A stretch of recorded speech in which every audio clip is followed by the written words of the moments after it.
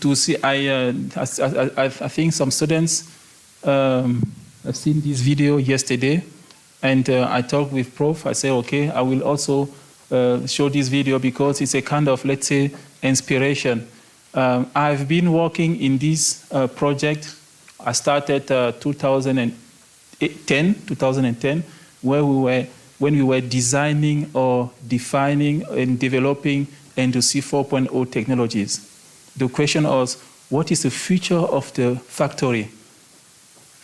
What are we expecting in year 2036? And I will show you what we were creating in 2010, what should be the future of the manufacturing, of the industry. What is the guy?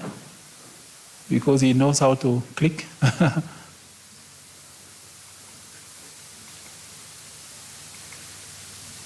Do you know? Okay, can you click on the, yeah, he's coming.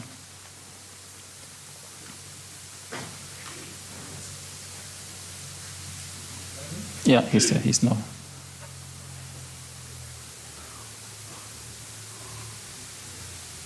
So it's a 2-minute video just to listen, and somehow you will recognize a lot of things which is already also ongoing here.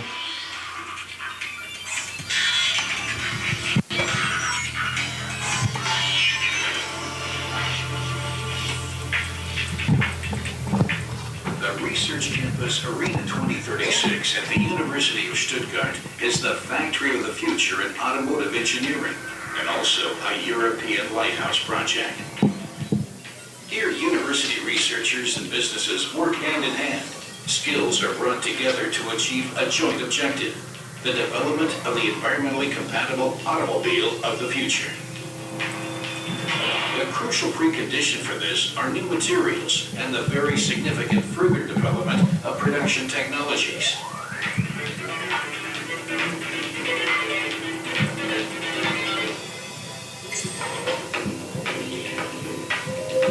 The factory of the future dispenses with assembly lines, manufacturing cycles, and monotonous production steps. Instead, people and robots collaborate in integrated workstations.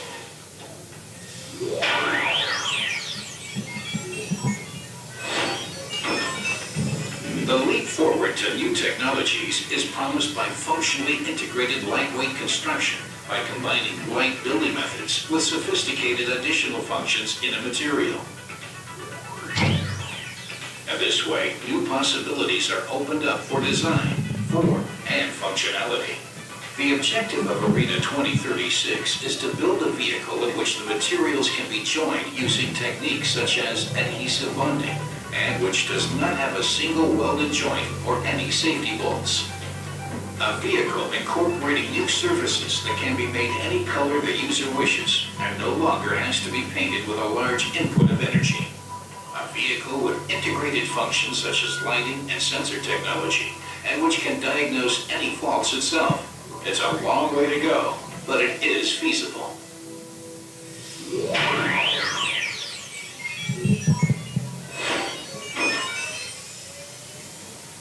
In future, the Internet will form the basis for so-called cyber-physical systems, in which products, machines, and the entire environment are connected with one another and with the Internet.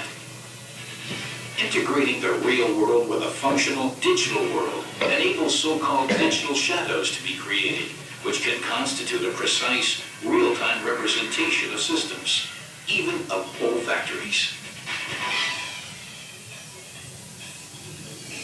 The growth of networking and system intelligence promise more flexibility in the processes, but also result in greater complexity. At the same time, human-machine interfaces as the central interface of industrial production will have a substantial impact on the quality and efficiency of production. The interfaces between humans and technology are responsible for controlling and monitoring the plants and provide valuable information about their operational status. Only in this way will fenceless production become feasible.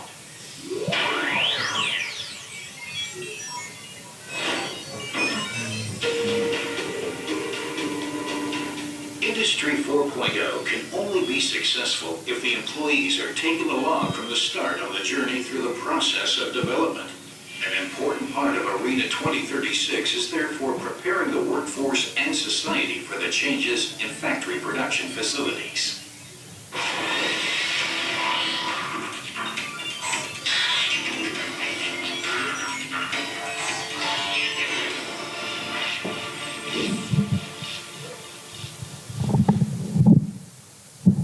Okay, thank you very much. So I think you could recognize one of the robots Professor showed you so before.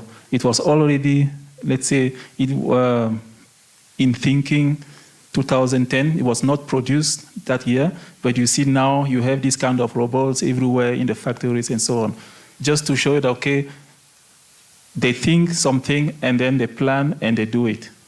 And you already have this kind of robot here. That means the same robots can also do everything you have seen here. Everything. It's not, it's achievable. But you see the future. The future is exactly everything is connected. The digital twin, the metaverse. This is the future of our world. And this is what I try to showcase here. That means in the factory, you have all the capabilities we have in the real world. We know today what we can do with our smartphones. Smart cars are connected there. Smart cities, all the cities are connected. The same also in the factory, where each machine is connected with each other. They exchange the data. They talk together in order to program all the tasks. This is possible. And of course, to reach there is exactly what you are doing.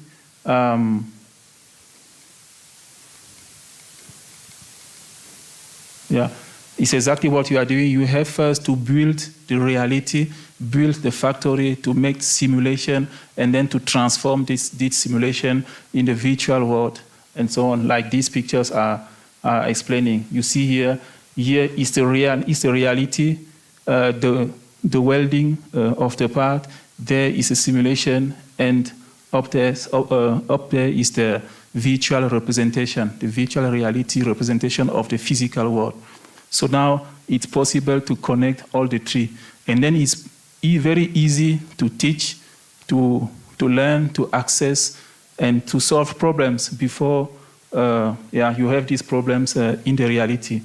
So we master all these technologies in the automotive industry, in other industry. And this is the way to go also here in Africa. And just to give you, let's say, a view about also the same technologies applied in the human. This is the same technology here. You see a real human heart in the virtual world. Doctors are assessing this heart in the virtual world, and you see the digital twin of a complete human body in front of doctors. So what they are doing here is that they can do all the surgery operations in the virtual world before touching the real body. And then what can be done after is just to tell the robots, take this data and then operate in the real world. And the robot can come and operate everything. This is the future. So, and this will open a lot of, let's say, opportunities. And experts can be in South Africa and doing a surgery in Kenya, in Nyeri. People can come, scan your whole body, send your digital twin in Cameroon, and an expert that do all the surgery, send the data back, and the robot apply. Or they can do it virtually with the same device here. That means you take the metaverse glasses and do all the operation, being thousands of kilometers away. This is possible. The same technology we are doing in the mechanical, in the physical world, or let's say on mechanics, we are now also able to apply it on human bodies. So for that, this is the way to go. And then I think that, coming back, I think that this project is a very, very good step. A very good step. Being here, I could see exactly, let's say, all the capabilities. You have the equipment. The first, maybe we can have more.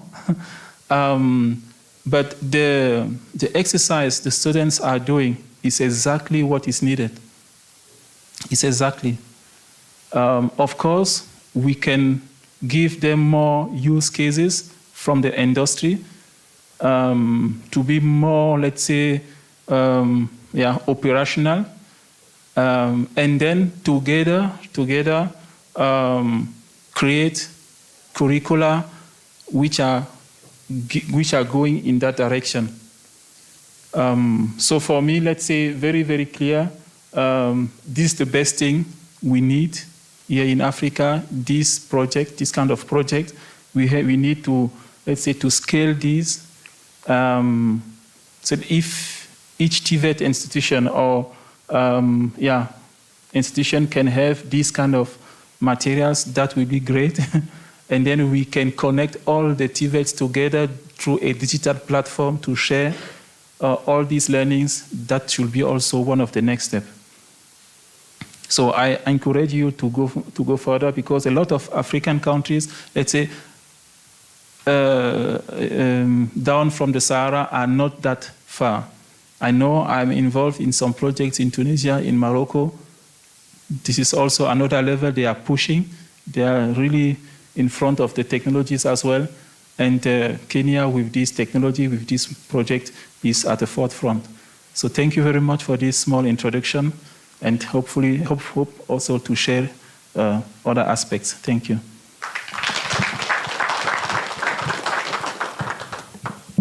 Thank you very much, Professor Salman. So I'll request Professor Bosco. Is he with us? Ms. Nadine Omutuni. Jafet Ngero.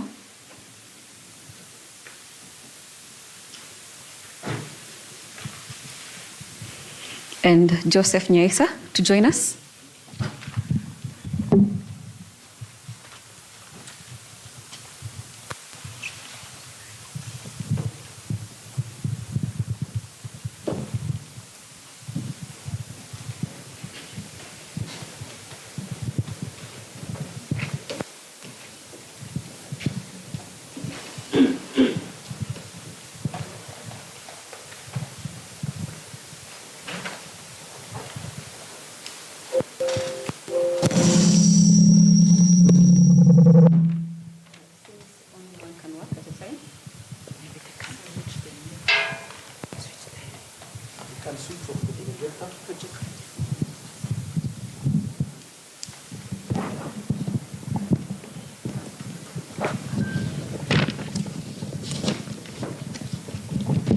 Okay, so it's my pleasure to welcome you to this important panel discussion on Industry 4.0 and Africa's industrialization agenda. Today, we gather you experts in your various industries. So we're privileged to have you with us here to discuss about this topic. The aim is to keep this session conversational and practical. So I invite each of you to respond from your lived experiences and insights. Let's explore what is working and what needs fixing, and how we can act fast and inclusively to secure Africa's future in 4IR space. So we'll start with the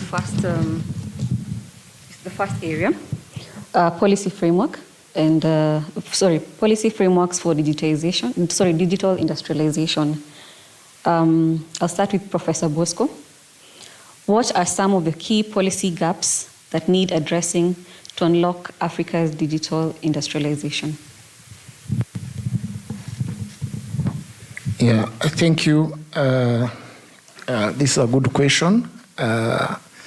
When we look at the Africa industrialization, definitely we start with our educational systems, how we decided to connect the industry with the class, because the old teaching method, what we are teaching in the class, doesn't connect directly with what is needed in industry. So there is that kind of mismatch. Currently in the TVET institution, there is a lot of policy change, content, curriculum, method of teaching, but it needs to be a good vertical integration. It changes also from the universities, because the people from university are the people who are reading industry, they are going to industry to read. Then the TVET people go to work in the same industry. They work together in the same platform. We have also the managers. But the current things need to be changing is much more the curriculum. We teach, we integrate these new technologies. Because as we say, the way we know mechanical, the way we know electrical, the way we know computer. In year 2000, we had ICT champions in the different universities. There was champion for ICT. I think they were even paid more money than a person who worked in any other field. I say some countries, I don't know whether it came to Kenya in year 2000, a person working in ICT department was having some allowances. So one of the policies also needed to be in place is try to bring also allowances for people who are championing digitalization, who work. Some countries, they have policies. When you teach in STEM courses, you get some kind of like allowances to encourage you the people to go to that field. So in this case of digitalization, we need to change the way, for example, the way we do exam. We tell the student we say no laptop, no phone, no watch. I don't know whether the watch, also in the exam, you tell the student to remove the watch. But now, how are we going to progress? Because the normal life doesn't require us to keep away the computer, the phone, and the watch. You have them. So our method of education is based on memorizing, which need to change because AI is available, the technology is available. We need to look at the policy of examining and to say, a bright student, how is he judged? Because here we are discussing with the TVET, a student gets D because he didn't manage to memorize math. Then we judge him, he cannot come to university, he's not a good student. But we are testing only one thing. We are testing the capability to memorize. We are not testing the capability of doing, somebody to be able to do something. So in the policy change, maybe we'll be subjecting the student to not only examination in a classroom, or not the practical examination, or open book examination to see how this student can behave in the normal environment. Then we check how we can do it. In industry, there is a lot of challenge because industry are not appreciating industrialization in the point of Africa. The industry are progressing. They are getting things from Japan, from China, from other places, but they are not, there is no policies in government to encourage digitalization and local content. So they need to have some policies on this and then integrate definitely industry to participate. EBK is trying to do that in the policy, to have industrial advisor. I don't know in TVET you will tell us whether you have industrial advisor as a part of your management. So that is somebody, at one point you call a meeting for industrial advisor. If it become a requirement for industrial advisor to be part of the TVET institution as it is part of the university, it means the digitalization will be appreciated because industry are moving, are progressing because they have competition, they know what is it. But we need to encourage also the industry to come to collaborate and to start to fund the institution like TVET. We tell Kengen, we tell Isuzu, we tell these companies, we should not go to beg. It should be an obligation to them to fund the institutions as give back to the community. Thank you. The next question will go to Ms. Umutoni. given that you work with ARSO, it's about standards, so I'm going to ask you, what can we learn from global benchmarks in Industry 4.0 policy? Okay, thank you so much. As you've said, my name's Nadine Mutoni. I work with the African Organization for Standardization. Our organization deals with standards, like you've just said. And given what I've learned here, I can immediately respond to your question. The global benchmarks when it comes to Industry 4.0. When you talk about benchmarks, it means that there's something you want to align with, and to align with that, you need to assess yourself.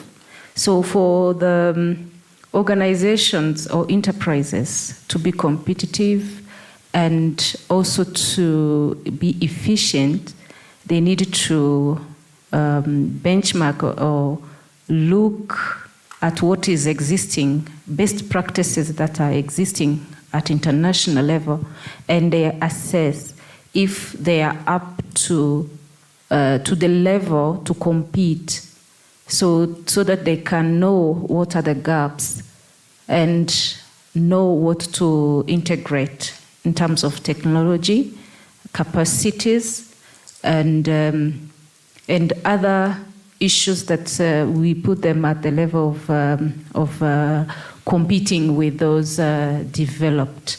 So for me, as a consumer, I say it, as a consumer of technology and as a person from the standard level, I can just give some examples because we always deal with the small and medium enterprises, and when we coach them, we always put them in front of a good or a well-developed institution, and we always put them in front of a well-organized market, let's say the European market, and we look at the market requirements and we try to bring them to a level of assessing them in comparison to the requirements. So in that, there are so many issues, yes, of course, related to the product specifications. And when it relates to the product specifications, to arrive to that level of the European market requirements, there are issues related to technology. How do they include technological advancement or digital transformation within the organization so that they are at the level to compete with the others? So that is what I can say. And in terms of standards, there are standards either international or continental that they should align with or they should comply with so that they can benchmark with the current technological advancement. Okay. Yeah. So thank you. Before I move to Professor Sama, Professor Bosco, because you work with the youth, how do youth and the civil society fit into the digital policy dialogue? Maybe you can briefly just give a statement on that. When we look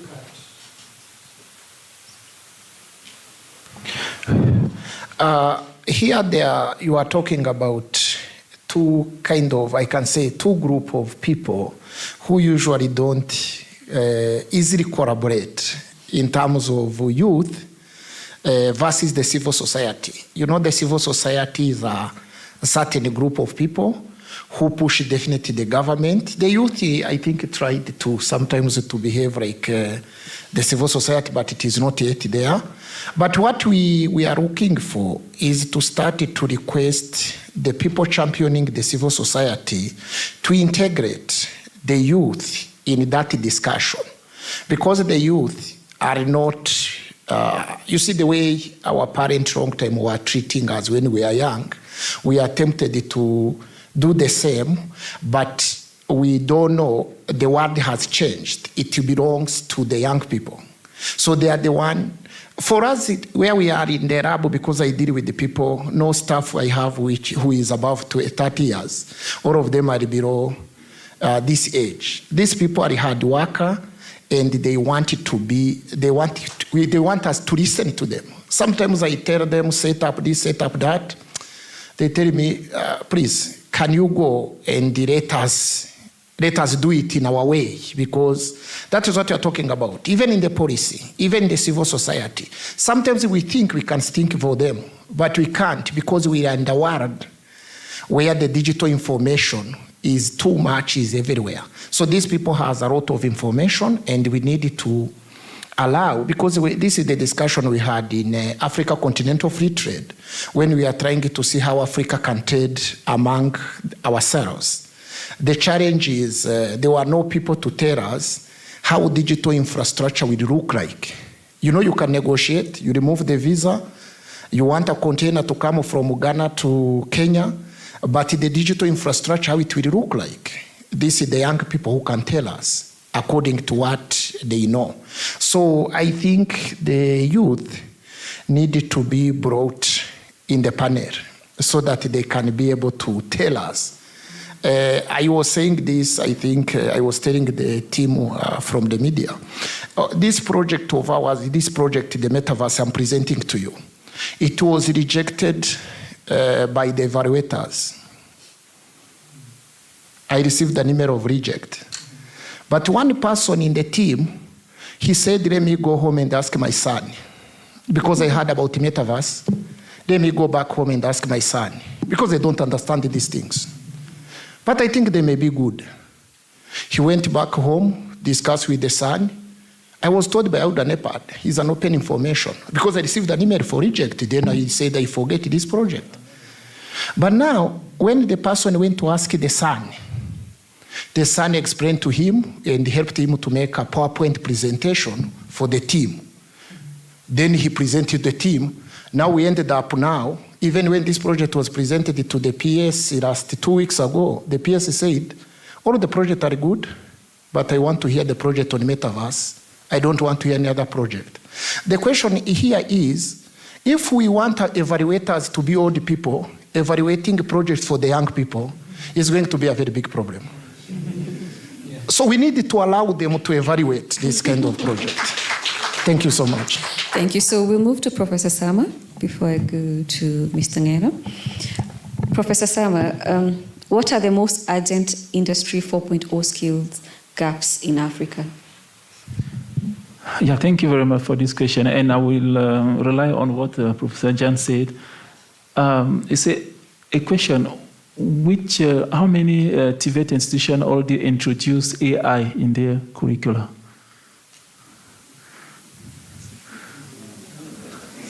Come on, nothing? No one?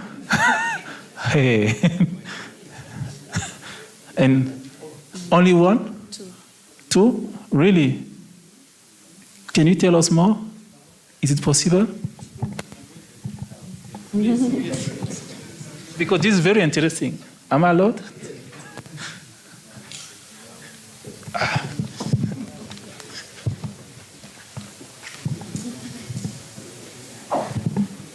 It's in the ICT department, and it's a work in progress, and they are rolling it out. What are you doing completely? I'm in electrical department, but there is AI in ICT department. And what the students are doing with AI? And how? They are learning how to come up with tools on AI, and I think even to spread it to the neighborhood. Okay. Thank you. Who else? Yeah? Small sports.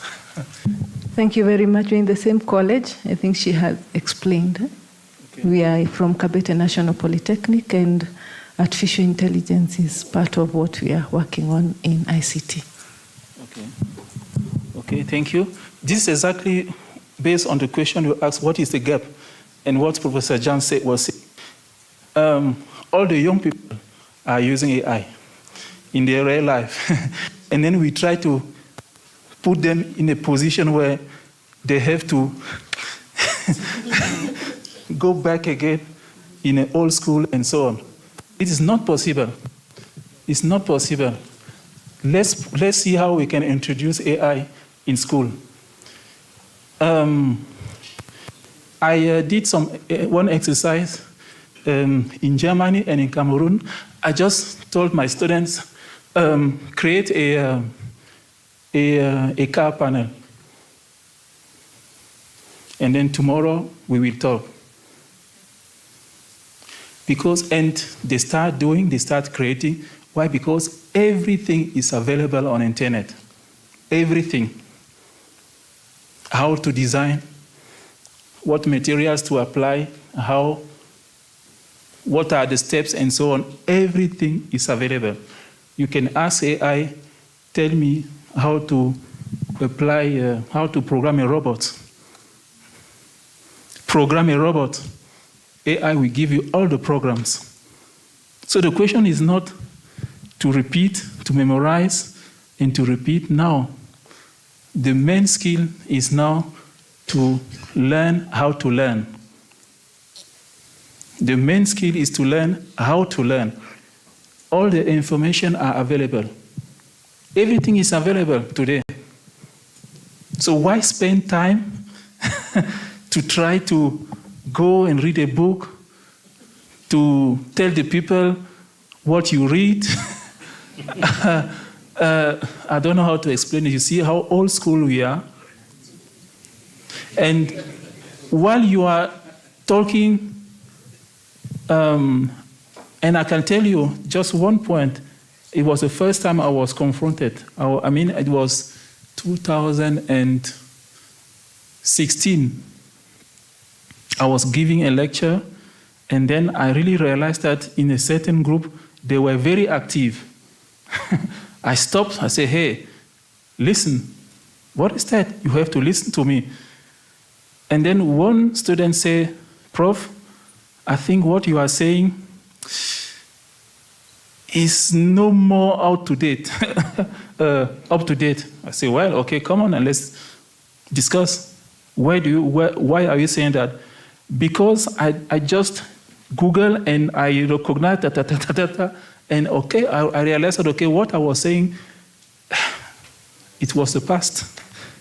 It was the past. And now it's even more fast. What you learn today, tomorrow, it can be different. So we need to radically change. Young people, or let's say students, can know more than me now. So my role is not necessarily to teach them, but to coach them, to support them in their way. This is the way now I try to find my role myself. It's not easy. It's not easy because we were living in a world where knowledge is the king. I know, so I'm the king. But the knowledge is everywhere. And at the same time, so this is one point, and the other point is also to be more practical. Because in many African countries, the education system is still more theory-based. So we need environment like this where people can really practice, create, innovate. This is the word today, to create, to innovate, to, like I said, people in Europe and so on, they create the future. And the underline is create. So that means we need to have this mindset. What do we want to create? So if I teach my students, is to put them in the position that they can create, not to duplicate, but they create a new world, new things. This should be the main skill. So thank you. Thank you, Professor. So what I've gotten from from your input is that the role of the teacher is changing. The role of the lecturer is changing from that of teaching to more of a coach and facilitator of learning. So when you go back to institutions, remember that. Yeah, I know it's an identity crisis. Yeah, so I wish you all the best as you navigate that. Okay, so next is Mr. Ngeno. Before I go to Mr. Nyaesa, Mr. Ngeno, how can TVET institutions evolve to meet 4IR needs? Thank you very much for such a question. Currently, TVET sector is already evolving in a number of ways. We have encountered a number of policy changes within a short time, meaning that TVET is a sensitive sector regarding technology. We are trying to amend things here and here, from curriculum, from the way we train, from changing of modular system of training, is because of the sensitive labor market. We are trying to react to what the labor market is requesting or demanding. Now, there are two ways we can enable TVET institutions to move towards 4IR, or the fourth industrial revolution. One of the ways could be focused interventions by different stakeholders, while the other section, it could be just creating an enablement or an enabling environment to go to Industry 4.0. Now, for focused interventions could include, I will prioritize the globalization of curriculum. Our curriculum currently is informed by what we call occupational standard, which is developed by the Sector Skilled Council locally here in Kenya. I don't think what we are doing at the moment is really up to the global stage. We need to globalize our curriculum by introducing the international global or international occupational standards. Recently, I participated in development of curriculum for animal health people, and we were able to see how World Organization on Animal Health could contribute to our upgrading of our curriculum to fit to what happens in other parts of the world. The other one was International Maritime Authority or Organization, giving us the international concepts to come up with Kenyan curriculum. So one of the important things is to take our curriculum to be based with what happens internationally. The other part is creating an enabling environment for young people to interact with 4IR. Some of the basic things we can do is to solve the issues of digital divide. We require a number of things for us to interact with the fourth Industry 4.0 technologies. And this could include lack of devices, lack of internet, lack of fast computers or high processing computers. Remember, this IR4 or Industry 4.0 technologies requires high performing computers, which are rarely available in our institutions. So we try to solve what we call digital divide. Digital divide means I want to be in the Industry 4.0 space, but I don't have the device. Or I have the device, but my internet is very slow. Or I have the internet and the device, but I don't have the ICT skills. So we need to provide solutions relating to digital divide to enable our TVETs to look into Industry 4.0. Currently, our TVETs, we have a common basic competency, or that's a common unit of competence called digital literacy. This is intended to onboard all our TVET trainers or trainees to have ICT skills which enable them to relate what they are studying to Industry 4.0.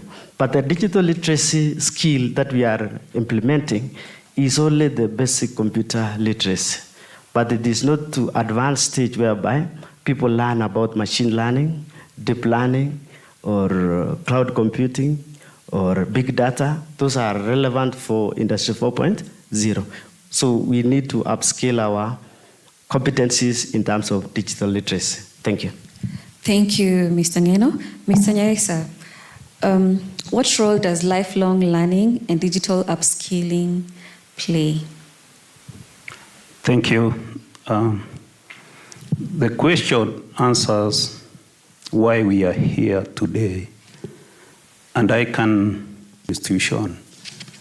Why learning? Why learning digital and smart technologies? I can lay the question to what we are doing. I'm representing Switzerland Innovation Park under one of our centers of excellence called Swiss Smart Factory, whereby we are promoting technology and also demonstrating how practical digital tools, smart technologies can work. When we started talking with the prof, the initial stage of this project, also I never expected that we would be having a forum like this. Forums like this are very, very important because even the technology itself, they need to start at the university level. The research and big ideas, I strongly believe they start at the university. So why do we need to learn what we are learning today? And we can look at that in 2 or 3 levels, maybe at individual level. Why do you need to learn cybersecurity? Why do you need to learn metaverse? And the question which can answer that question is, what if there were no laptops? What if there were no gadgets today? So you see where technology is taking us. We can see a lot of benefits, not just with the Mercedes case, but with the gadget in your hand, you are able to do a lot of even transactions at the comfort of where you are sitting. So I'm thinking maybe from here, Dedan Kimathi, in 2-3 years, we'll be having the same metaverse in most of your institutions, and it might end up being a basic. We need this kind of skills in our industry for skilling, upskilling. And as we keep also working closely with the Kenya Association of Manufacturers, one of the things they keep talking about is TVET, how they can work closely with TVET institutions. So knowledge is a basic thing. Sooner or later, you'll find metaverse is a basic thing. Digital skills, that is where the world is going to. Everybody keep talking about the future is technology.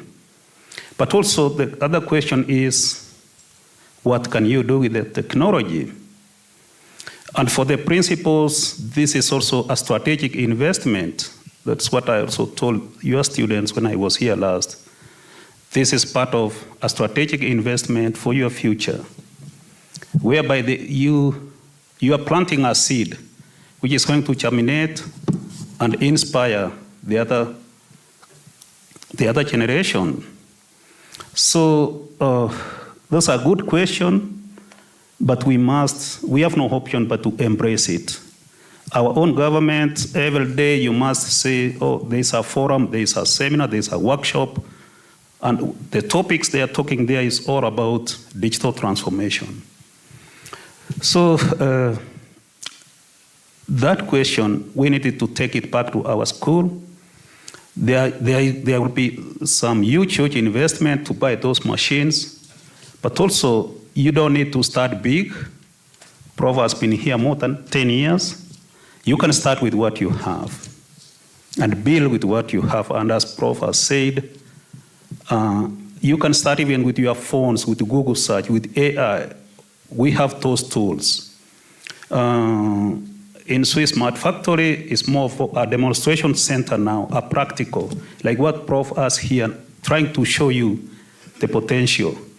But it might take time for you to achieve that goal. But since you are a decision maker, you are able to make informed decisions based on what you have seen. Also, at an individual level, I've said also there's career advancement. What you are learning here, it might take your life long to forget the experience you have seen here. And I'm sure once you reach home, that is the first thing you say, oh, I'm from Nyeri, I was participating in metaphors. The level of exposure you are getting here will take you to the next step. So it's my humble opinion that knowledge is not something you can avoid. Technology is something which is forcing itself onto yourself. So you embrace it. The benefits are massive, and you can think about the future. Thank you. Thank you very much. We have a very important guest who's coming to the university. The Cabinet Secretary for Education is almost here, so I need to exit expeditiously. So I'm going to ask Professor Sama to just wind up in a very brief statement. Then I'll request Professor Bosco to assist me from that point onwards. If you have a few questions, maybe 3 questions, so that the panel can answer, so that I'm able to exit. I'm really sorry about that. Yeah, so Professor Sama, why are, okay, goals? Okay, yeah, thank you very much. And exactly these 2 words help me a lot in my activities. Let's say the economy is driven by private people. So the whole game, the push, technology push, and so on is coming from private. So the private industry is very, very important, and is a big part. It should be involved in all the strategies, in all the, let's say, operational roadmaps and so on. Very, very important. And that's why public, if I could understand, public and private is very, public-private partnership is very important. In most of the countries, let's say in my country, for example, in Cameroon, what I see that all the strategies and so on is driven by public, and the public wants also to decide how to operationalize all level and so on. It cannot work. It cannot work. So the public needs, of course, to draw let's say, the main strategy and involve private at earlier stage and let the private do the thing on the floor. This is always my message everywhere, and I hope that the big organization we are putting in place in Africa, this AISMA, Alliance for Industry 4.0 and Smart Manufacturing for Africa, is exactly to build this environment where private and public will collaborate in order to push industrialization in Africa. And yeah. All right, thank you very much. So I'll give the opportunity to 3 people. Or is 3 questions too many? No, we can have as many as possible, I think, Okay. until the PS can. So maybe we can start from my Maybe right to somebody left? can have us. Yes. So Professor Bosco will handle that bit. So thank you very much for giving me the honor to be the moderator for this session. I need to go receive the CS. Maybe I'll bring him here. Thank you. Bring him, please. Yes. Thank you. So I think we can, maybe we can try to answer one by one the question, opinions. Nadine will help us to be recording the questions so that we can be able to answer. Thank you. Thank you very much. My name is Dr. John Abuto, the principal Mawego National Polytechnic is in Homa Bay County. By profession, I think I'm a mechanical engineer, but specializing in production. And first, I would like to appreciate that we have been in this space for a very long time, especially in TVET, for the last 30 years. And we have seen how the technology is growing. And I could remember vividly in 1998, one of the technologies that we had was the use of the turret and the capstan lathe. And people that used to program that lathe were the top-notch people. And it was only got in a few companies. Mumia Sugar had one of them. Over the years, it developed, and we came to, I could say, I have pride to say that we were the first people that were teaching students on computer numerical control, and we were using the high-level language, the FANUC, in 1998, and we thought we were the top-notch. Over the years, it has developed to digital. And my worry, I found after graduation last year, some young man was joking that my project was done by AI, this was done by AI. So my worry is that how do you control so that the digital space that we have, the artificial intelligence space that we have, cannot lead us to have illiterate engineers, illiterate doctors? That is a question that the challenges, because as it is coming as a good thing, it is also has its challenges. Because the students can use the GBT to do their project. They can use these artificial things to do their things. And finally, you award him a degree and go out. What are you taking into account to curb this so that outside there, as we talk, having told you that I've been in this space for 30 years, there are some of the graduates that cannot handle simple things. And the lifelong learning that you are talking about will assist in a big way.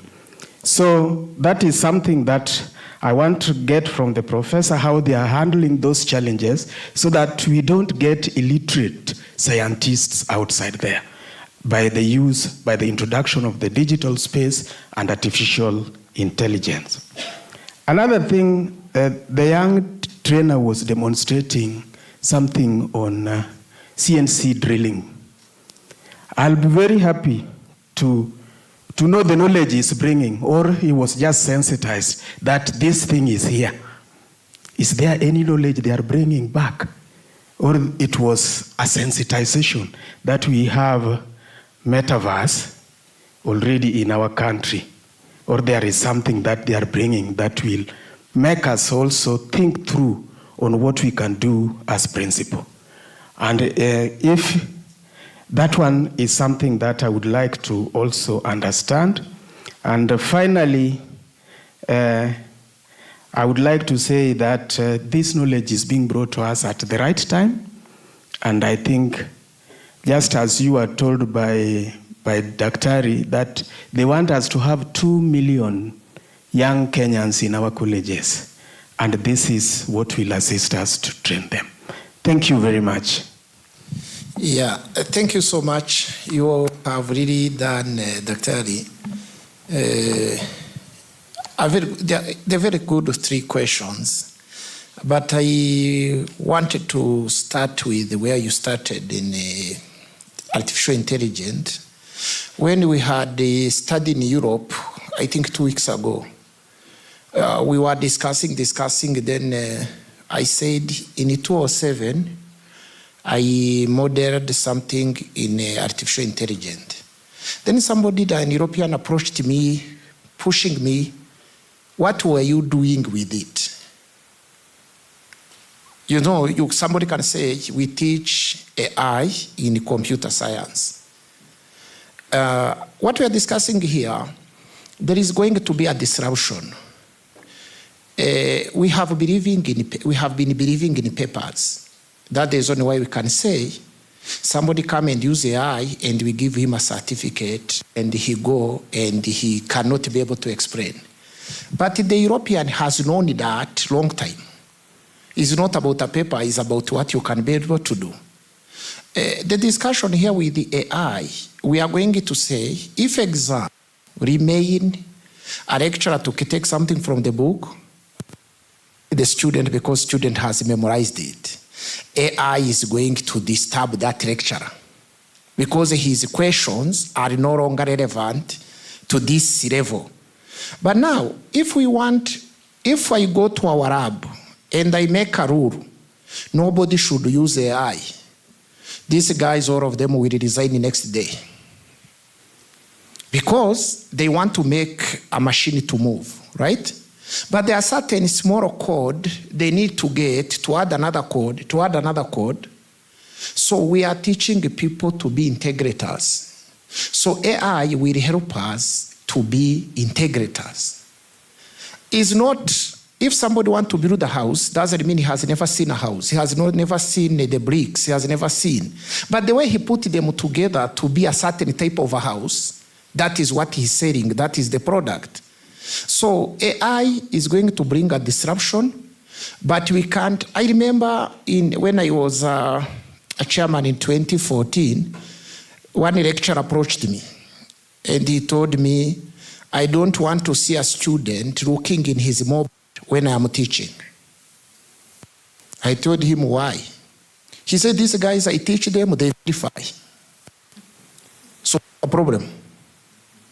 So I go to tell the student to stop verifying. You should go to teach if you have read, or you teach them what you know, not what you have seen in the book, and you try to tell them. Because if you tell them, they will tell you no. So this is what AI is going to do for us. If we start to believe a good knowledge person is produce a thesis in a book of 200 pages and come here to defend it, right? That is going to be a problem. Because for us, we need someone to go to the lab, he build a machine, he tells us what the machine can do.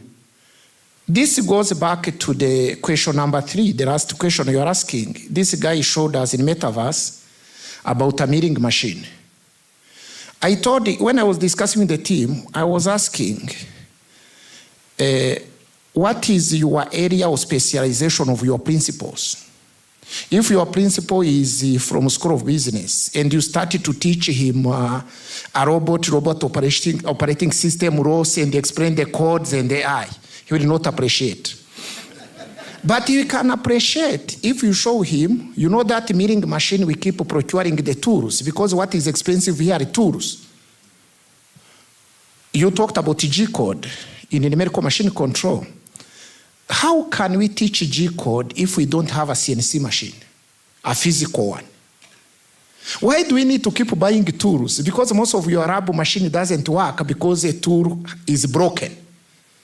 And every time we take a student to the new tool, after 10 minutes, he come back to you, the tool is broken. For the machine, you remember when you are shaping the tool for the machine. After 30 minutes, the tool imeungua. So you have to teach them how to shape. Now the Chinese started to say, we are selling you the tool which you cannot shape. So if the tool is broken, it's broken. This is the carbide. We used to have the tool, you cut a metal, you run the angles of shaping the tool. But today you tell this Gen Z to shape the tool. They don't know how to shape the tool. So they need a tool from the shop because that is what China told us. But what we are trying to do here, we are trying to show people, let us start where we are. And we do what we can at now. Because we show you we can build a lathe machine. Doesn't mean we can't build a robot, we can't build a car. We can be able to build. But the discussion here, we wanted first of all to see a person from ICT who has never done a drawing, because drawing was removed. For me, when I joined the university, or ICT, mechanical, electrical, or we are doing mechanical drawing in first year. When I came here, somebody became a specialist in first year. He doesn't do drawing, he started coding the computer in first year. When you bring it to Industrial 4.0, he doesn't understand the mechanical system. You know the drawing, you are from mechanical, Daktari. For you to see a drawing in the first angle of projection and the third angle of projection, sometimes we look at it equally, is to go to church and see God. You know, we go every Sunday, we come back home without seeing God. But I believe pastors see God. But we go to church, we go back home, we have not seen him. Even to see the drawing in first angle, somebody to teach you, you see something, then you put on the paper. Or you see something, you put on, it is like I see it here, I bring it here. First angle versus the third angle.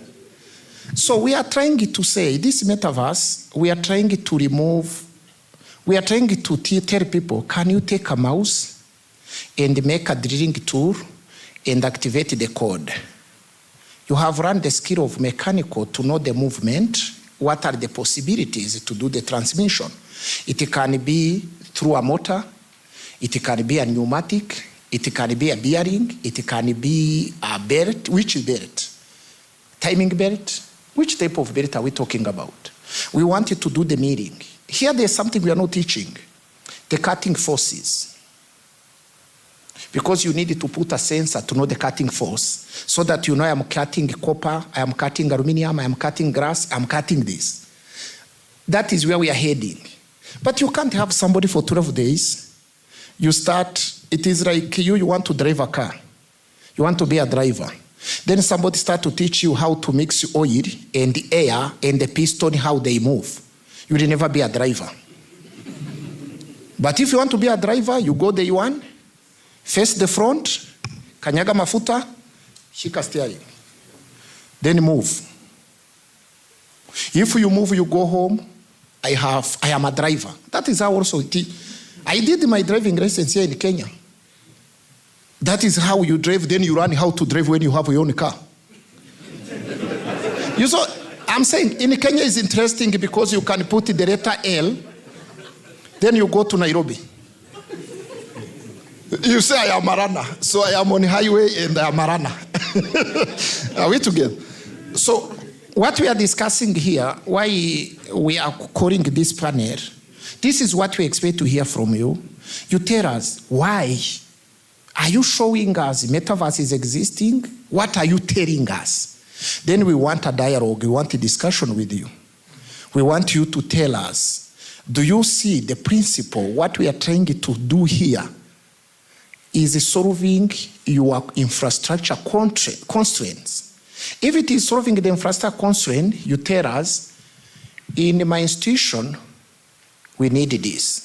In my institution, we need this. Then we tell you back, can you send back your team? Now we work on a customized solution. I think the third question we ask Professor Sama to answer. Second question.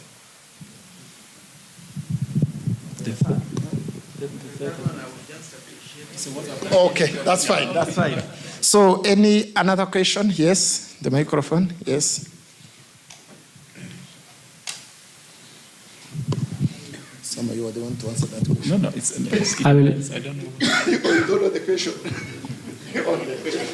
Thank you, Prof. I will pick from where you just left, that we have a conversation about how is this going to help us?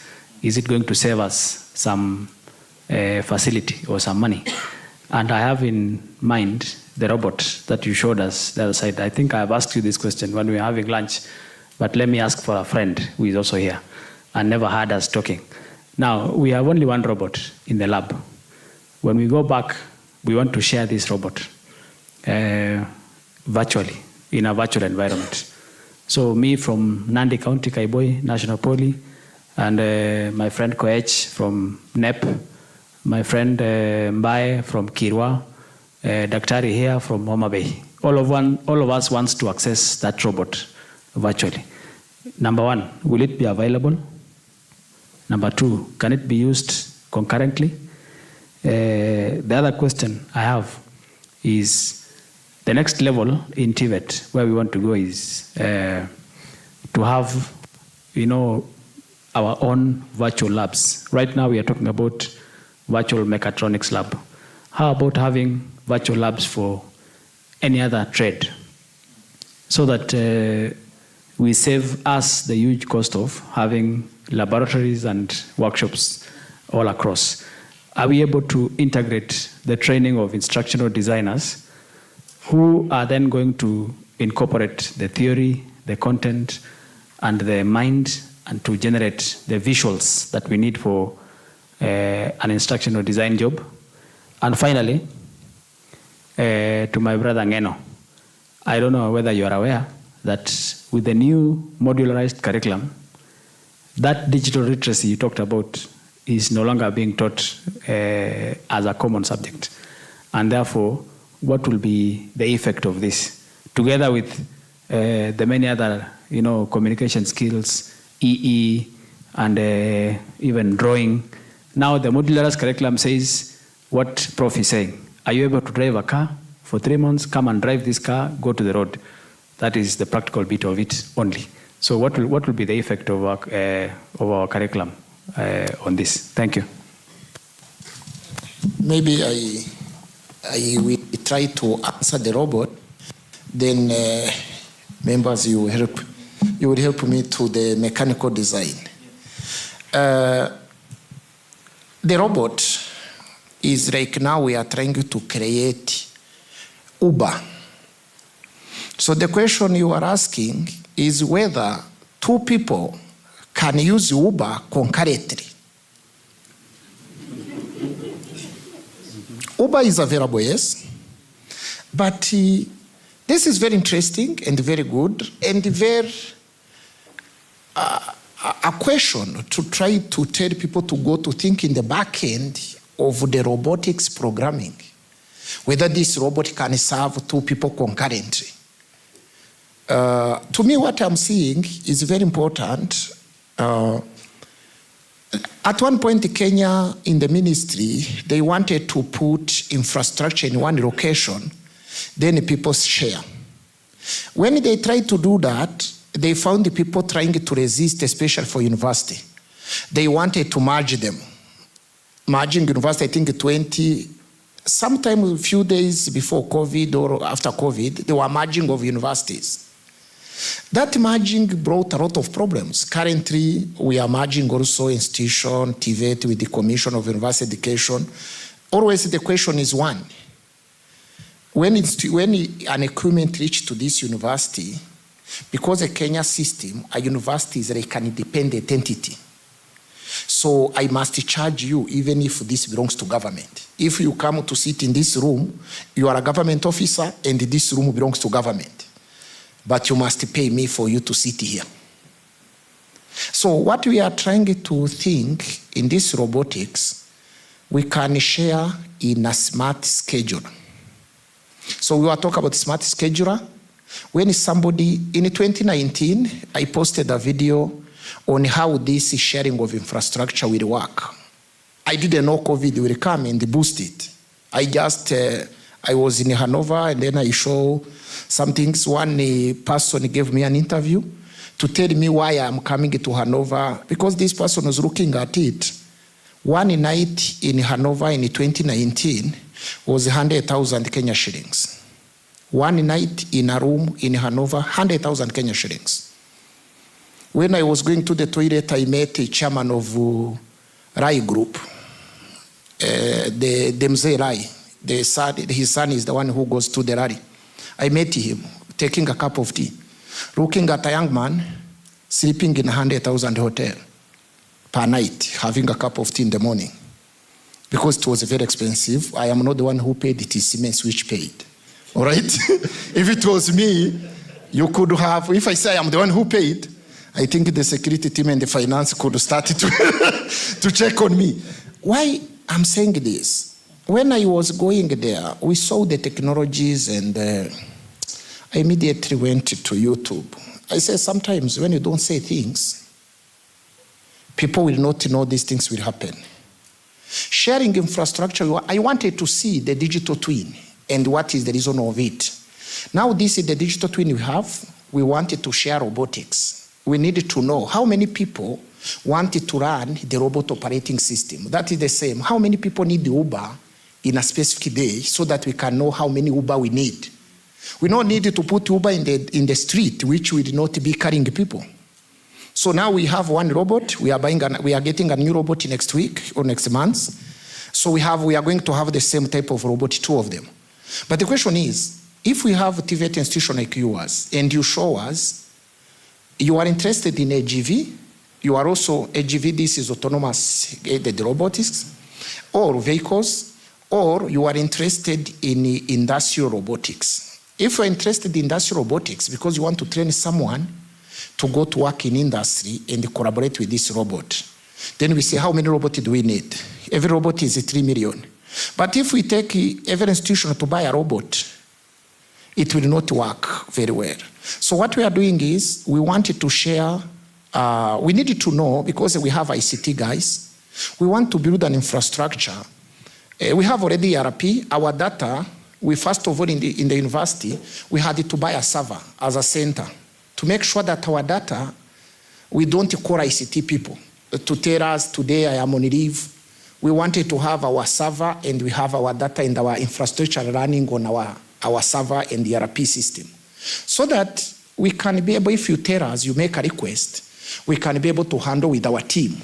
We are trying to make something to be in one space. So the discussion here is, we wanted to make the robot available and the people can be trained by using, you remember, this virtual infrastructure, we are uploading it in a platform called SideQuest. Next later we'll upload it to Meta.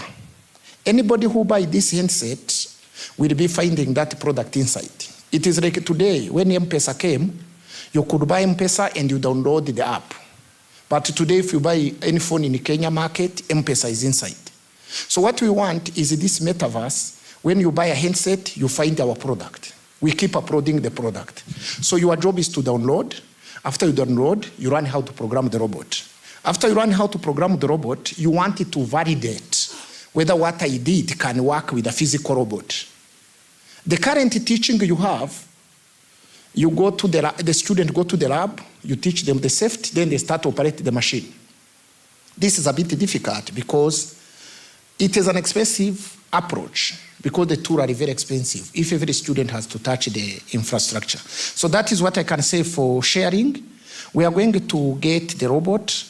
We are trying to have a concept of a center of excellence to train these technologies and to allow infrastructure in the kind of like a smart factory approach, but we wanted to have available infrastructure for the people.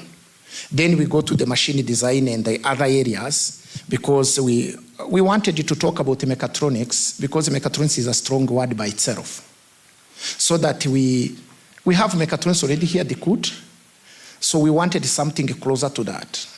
But someone can say the possibility of having other area in the metaverse. Yeah. Okay, thank you very much. This question of sharing or access knowledge and capabilities abroad is very important. This was one of the way, let's say, European and Americans did when the whole fourth industrial revolution started, or digital transformation. Everywhere in the world, they start building, they build the open innovation lab, fab lab, and so on. The concept of Swiss Smart Factory is based on that. In Germany, we had a lot of labs, a lot of smart factories. It's a kind of environment where industries, TVET, universities, researchers, startups, and so on can come and use the infrastructure, demonstrate use case, apply use case, and so on and so on. This was one of their key tools to master digital transformation and the whole topics. And what are we seeing in Africa? Countries in North Africa are doing that. They are the one. So Tunisia is building what they call, what they would like to be the Silicon Valley of Africa. Huge infrastructure with universities, startups, and so on. And as key element is a smart factory. Morocco is doing the same. They build also a huge infrastructure of technology, and as key element to drive the industry, to drive technology innovation, to drive TVET, and so on, is based on this concept on smart factory, where all these tools are available. You can access from abroad, or you can come physically and so on to demonstrate. And this is what we were talking also with the VC and so on, that let's think about, because if all of you have 1 or 2 smart factory here in Kenya, that will really push all the development, all the creation process you are thinking about.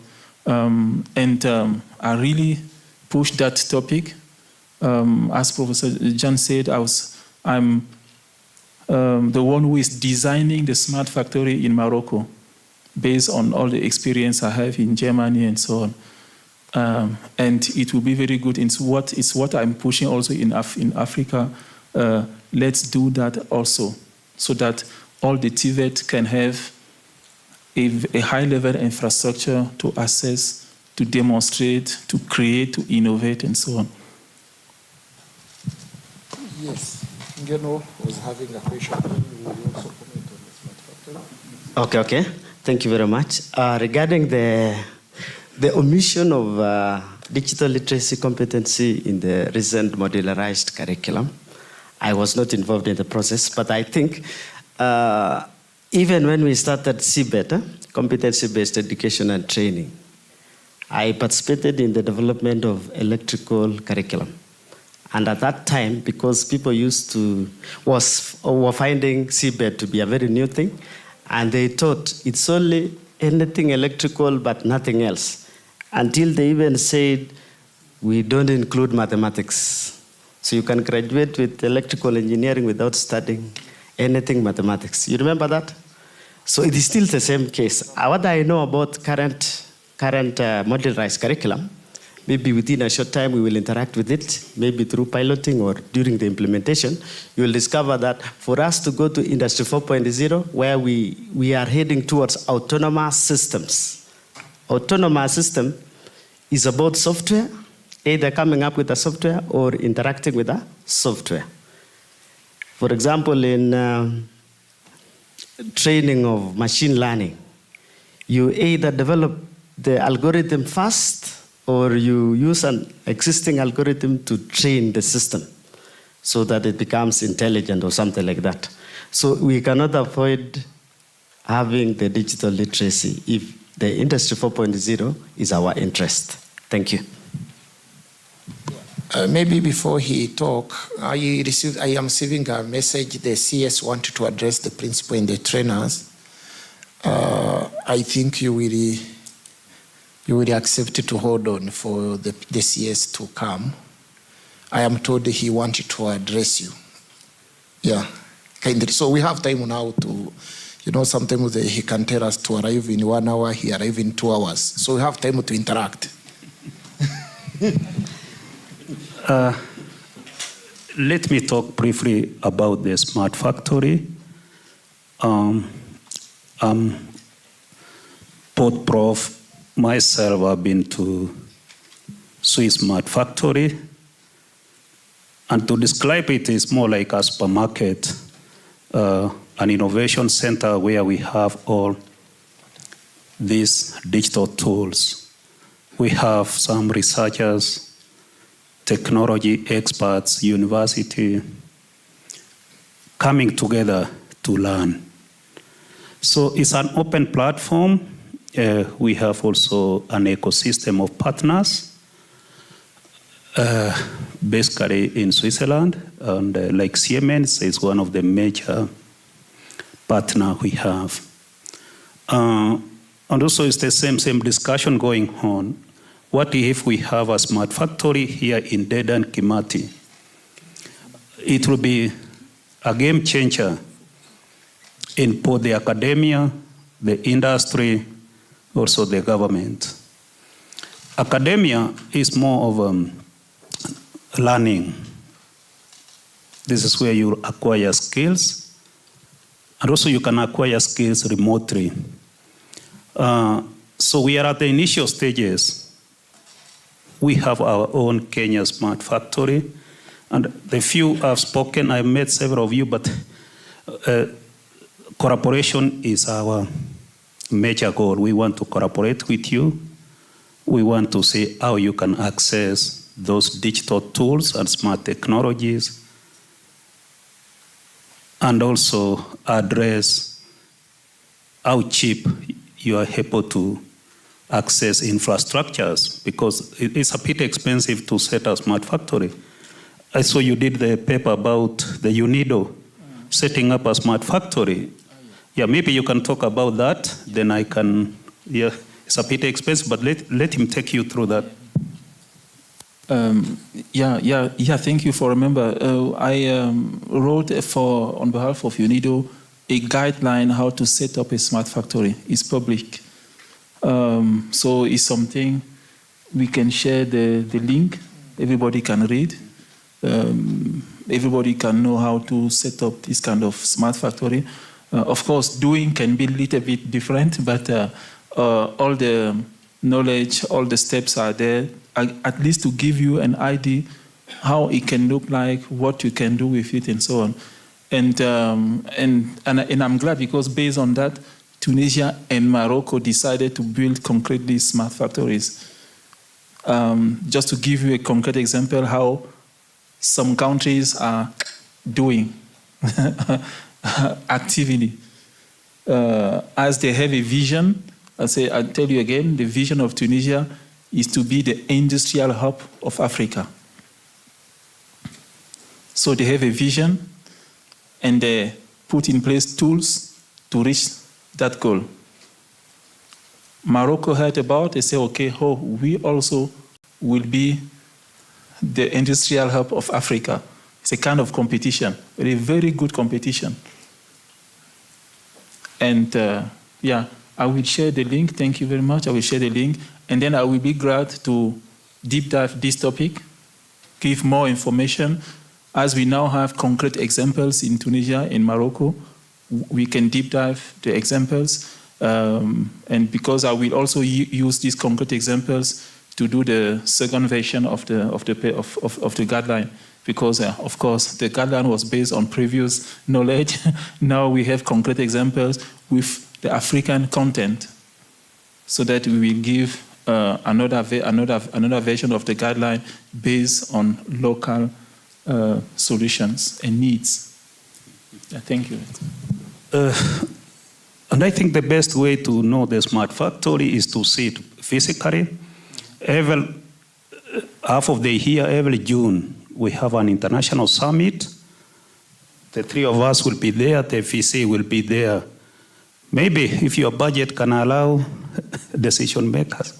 Yeah, we can also extend invitation to Switzerland, and you have a tour. Alternatively, we can also take you through a virtual tour of the smart factory.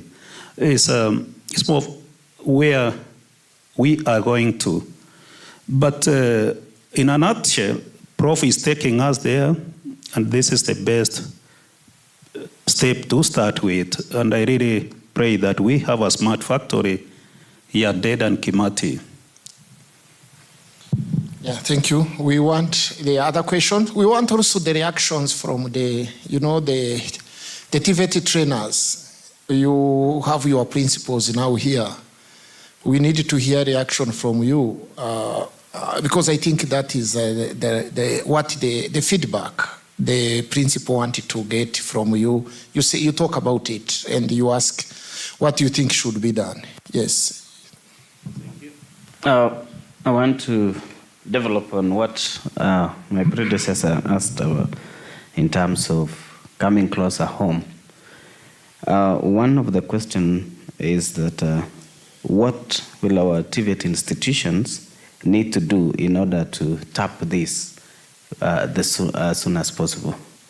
Number two is how is the content structured so that when we have the sequencing, or how has it been developed so that even our trainers, when they are guiding the students, they are able to get that sequential kind of content in that particular area that we are starting with.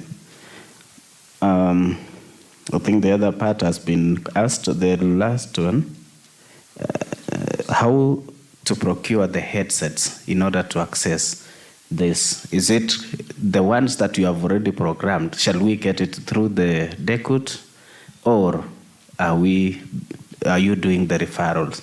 So that from there, we are able to say, we have acquired this and we are able to link with that. The other infrastructure we hear about is internet.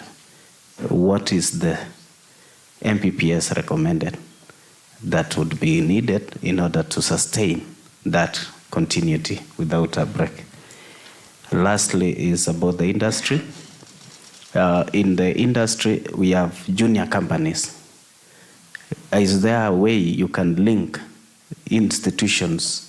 Because with this, we are able to produce one or two things.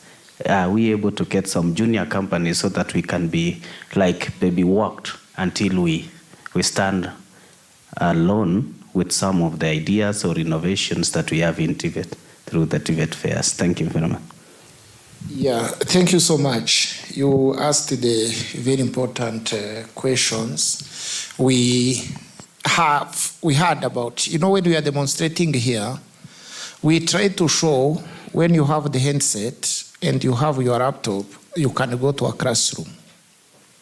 That's the starting point. When you have the handset and you have a laptop, you can go to a classroom.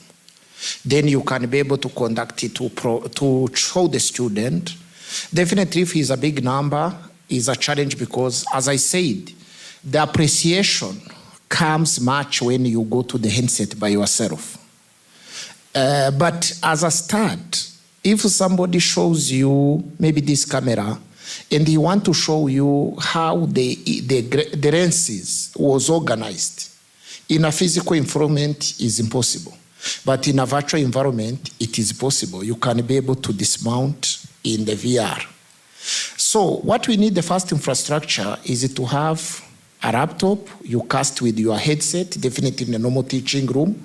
You have your projectors. So the projector can cast, we need a laptop because of the projector, the connection of the projector so that you become wireless. Otherwise, if you put handset on the projector, you will need to be near the projector. But if you want to be free, you get the wireless from the computer. It means this, when a computer is near you and the internet, there is no problem. You can be able to cast. You have seen here, we are using the normal internet. Sometimes it depends because nowadays the Safaricom and others are offering good internet in terms of PPS. If it is above like 10, it's okay. It can allow you to work with this. What is important when you are saying this, because everybody believes this is very expensive. I go to this handset. The service we are offering as a university, we are not brokers to sell the handset. A long time when the smartphone came, there is this phone, we are talking about the GSM and the CDMA. Some phones has no SIM card, you get the phone, then you pay everything. So the company negotiate, even Safaricom was doing it. You negotiate, you get a phone, you give to someone, but you get your interest somewhere inside. For us, we are not doing that. You buy handset on your own. Is on Amazon, you go, you log in Amazon, like the way you buy from Jumia, you buy the handset. For us, what we have uploaded our product on internet. It is like you go to YouTube, you download a video. When you download, or you download an application, when you buy a smartwatch, there is an application they give you and they tell you this application will make this smartwatch to collaborate with your phone so that you can be able to change maybe time by your phone, or you can call by using your watch or your phone at the same time. So for us, what we are saying, we are putting the infrastructure on the platform so that we keep updating. So that when you buy handset, it continue to be useful because this handset has the content. We keep building the content as time goes. So this gives a solution to say, you don't need to pass it through us to be able to get the handset. You can get the handset on your own the same way you buy. Like today, we are giving a service like the way M-Pesa is. When you are buying a phone to be able to transact your money, you don't need to involve the owner of M-Pesa. As much as you bought a phone which is capable to send the money, you can send the money. Only if they put update, you keep seeing those updates. If they put new apps, you keep getting the new apps. Even for us, we are trying to say, we can support with a virtual infrastructure. We give infrastructure on internet, then we give you access. If there are some because we have to pay our staff, at some point, some infrastructure is $1, $2, $3. It depends on how it is and what you want. Some of the things can be free, some of the things you can buy it. Even the game. If you want your children to play a game, some games are free in your phone, some games you buy them. But we have some basics. We are going, because we are a public institution, and again, we are getting money from Exchequer.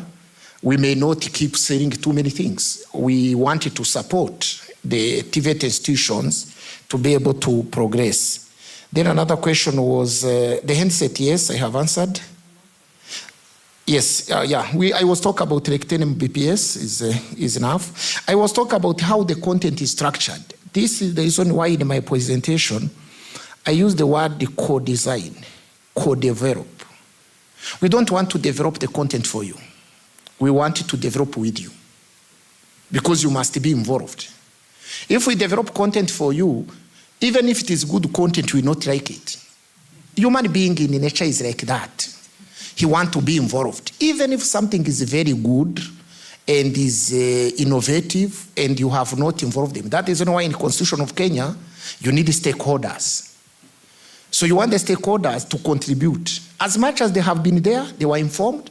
Otherwise, if you come to this university and you bring a good policy, even if it is very good, but you have not involved the people, they will fight it. So for us now to make sure that the content is relevant and useful, we wanted to train your people to be part of the content development so that we follow the government structure. We are not telling people, if you are teaching sensors, you should stop to teach sensors. You teach this. You teach what you are teaching. For us, maybe something here, maybe we don't understand, all of us sometimes, is what we call digital transformation. Or what do we call Industry 4.0? Beyond what I said, there was Industry 1, Industry 2. What is it? The digital transformation, it is the same way you have, this person brought this paper to me. It's a physical paper, right? He could have sent it to me. He should have written what he wants to write. And then after writing it, take a photo and send it to me, and I can be able to share with you. I have entered the digital transformation. So what we are telling TVET, you have a machine there, but it's a physical machine is in Kitare, and somebody to use it is in Nyeri. So either take this guy to the bus, come to Nyeri from Kitare to see this machine and use it, or make it digital and make this person to access it from Kitare. So we are upgrading a bit. We used to have a typing machine. You go, you write, you want to write a letter, you type it. If there is an error, somewhere towards the end, you remove the paper, you start again. Then somebody came with Microsoft Word. You type, if there is an error, you save it today, you come tomorrow, you continue where you are. So that is what we are saying for the machine. Let this machine be digital. If there is some part of the machine which failed, you add it digitally. If there is a part which you didn't manage to buy because it became too expensive, you had a machine, a CNC machine, 25 tools, but you have 5 tools. You don't have the remaining 20 because to become 25. Can you have the 5 digital? Or there's something you are thinking should be added to your machine, which the manufacturer has not put. But you want to teach the student because you, from your experience, you are a doctor, you are an expert, you have been in industry. There are things you have seen, but the machine which was brought to the school, it doesn't have it. Why I started this metaverse again, when you go to Mercedes-Benz, the first thing they do to you is to remove the phone, the camera, anything which can take a photo. They take it from you. You will see, but when you go back home, how do you explain? Even people will not trust you. But when you have the metaverse, when I see something, I come, I sit with my team. I try to explain to him as a story. Because they are young people, even for us, we used to get the stories from our parent and our grandparent, telling us one time there was Ngai, he was at Mount Kenya, and he used to give rain. Those stories we can still remain and remember those stories. So if we can remember those stories, can we build in Ngai? How he was staying in the Mount Kenya there, how he was giving rain. So that is what we are trying to discuss here. This is a discussion. Can we make a curriculum which is adaptive? When we wanted to do something, we can adapt the curriculum. Maybe the... So how do we link institutions to junior companies? Yes, definitely why this metaverse is working for, maybe we need also the team to help Nadine. You will tell us according also to the standard. But why we need to do this, currently the companies, maybe something we are not telling you, the geopolitics has changed Kenya to be the focal, the geopolitics. Because the European sent industry in China, then China became problematic to them. They sent it to South Africa as the next colonization. So that when you need anything from Kenya, you must go through South Africa. Now South Africa has taken side, is now in BRICS. So they cannot put industry in South Africa, and they cannot put in China, and they cannot put in Arabic countries, because Arabic countries cannot put, because the developer Israel, which is a neutral country remaining. Is it Kigali, Rwanda? Is it Congo Republic? Is it Somalia? Is it Sudan? Is it Tanzania? The country which is able is Kenya. I was with Professor Sama when we were told by somebody during the Hanover Messe of the last year. They told us to go home, but think, focal point is Kenya. But we wanted to to train the people who will be the security guard of these industries. Or we wanted to train them to be the part of the game. If we want to train them to be part of the game, we need to bring people with experience like Professor Sama from Mercedes-Benz. We tell him, tell us how Mercedes is built. We brainstorm, we go to metaverse, we brainstorm until we have the car. If we have the car working, then we go to next discussion. That is the reason why we are calling you here, to have this discussion. We are showing you, we may not be doing well, as you expected when we invited you from, you spend maybe 10 hours in the car. Or 6, if you are from Mukisi, or you are from Marsabit, you took a lot of time to come to listen to us. But always we tell you, if you find there's something we are not doing well, can you come and we co-design? We are showing you the principle, can you come and help us? Let us work together. Let us not have a blame game. We are black, all of us, sisi si wazungu, ati wazungu wamekuletea solution, sisi ni black kama wewe. So since we are black, all of us, let us push. For me, I will be happy if I go to Rwanda and I build this infrastructure in Kenya and help Rwanda. Then we have another institution, we help Somalia, we help Sudan, we help Congo Republic. Then we go to Cameroon, we go to Africa. One time, I think something stressing is the visa application. If you go to apply visa, this European subject you to a torture. Even a PS, when he's waiting for a visa, he's stressful, and he's a PS. Even a president, if he's waiting for the visa, sometimes he's pressed. Are we together? But in Japan, if you wanted to go to US and you are a Japanese, you go to airport. Because Japan has proven we can't be refugees in US. So now that is why in Africa, I don't think a Kenyan can be a refugee in Rwanda. Or a Rwandese, why a Kenyan become a refugee in Rwanda? Why can he do that? That is why there is no visa between Kenya and Rwanda. Because they know if you go to Rwanda, you have to come back. You have no, that is why Kagame said, when every African, everybody in the world, if we want to come, go to Rwanda. Because he knows very well, if you don't have money to buy food, nobody will assist you. So you take the flight, you come if you want. There's no problem. That is why the T-shirt is written, visit Rwanda. We want you to come. So that is the discussion here. We wanted to make sure all African can go to Europe visa-free. But this can only happen if this European, we show them the capability to be able to have the skilled labor. If we have the skilled labor, They will bring industry here. Then we'll be traveling without a problem. Thank you. Yes. Yeah, sorry. Thank you so much, Prof, for bringing this issue of not complying to a certain requirement can just restrict us to step in that place.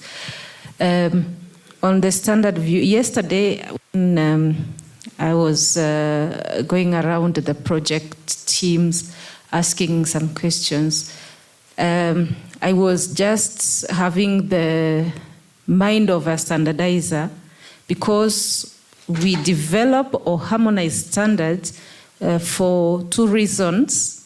The first reason is to facilitate trade. It means standard, when you talk about standard, you understand exchanges between two countries or two business people.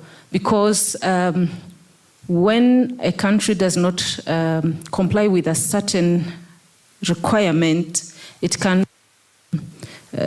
step or move its product to that particular country. So the question I asked one of the trainers is, what will you gain if you sell this technology? He said, no, this is not for selling, it's for teaching purposes.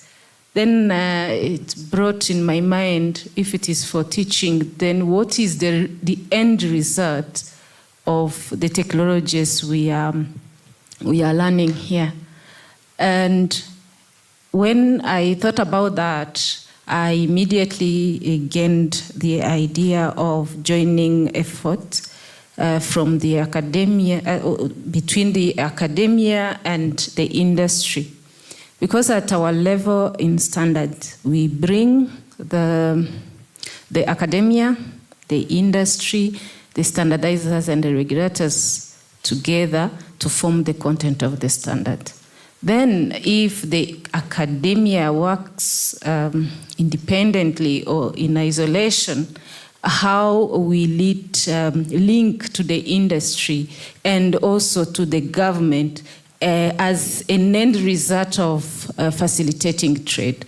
That one was like an assignment for the decision-making organs at the academia, for them to be bringing the knowledge you have to the industry and to the government, because at the end, the product you give the learners that are graduating from these institutions are going to compete at the industry level. Yes, of course, you have talked about it, that learning this is the future investment because you are going to the market. But if you go to the market and you find that your knowledge is compatible with what is there at the industry, you understand that there will be a disconnect somehow. So what we do is to encourage the academia to come up with their knowledge, to come with their knowledge at our level at least. They share with us, and that knowledge is put in a standard form so that it is applicable by Kenya, by Rwanda, by other countries. Like the idea of the guideline of smart factory, it's a guideline, yes, but it is somehow voluntary to comply with it. So when it comes to a level of our standard, yes, it will be still voluntary, but if the governments arrive to put it in their regulations, it will immediately become a law or mandatory. So it is really advisable to join our efforts so that even this platform that under this project was developed, we need the continent to benefit from it. So how it will be done is now to approach the continental institutions that can disseminate that and facilitate its propagation. Thanks. Sama, you want to add something? Maybe before Sama add something, I'm told the CS has arrived, but he wanted to visit the labs and meet you after the visiting the labs. We are proposing you to have a cup of tea or coffee to wake you up when he's speaking. We don't feel sleepy. So the tea is ready. We can have a cup of tea, then Professor Sama can talk. Then we come back, and then we continue our discussion as he goes. Okay, thank you. I will not stay long. So one thought in my mind, remember what I was saying, that somehow I think that this platform should think about what is the vision, what would you like to achieve or to be in 20 years, concretely.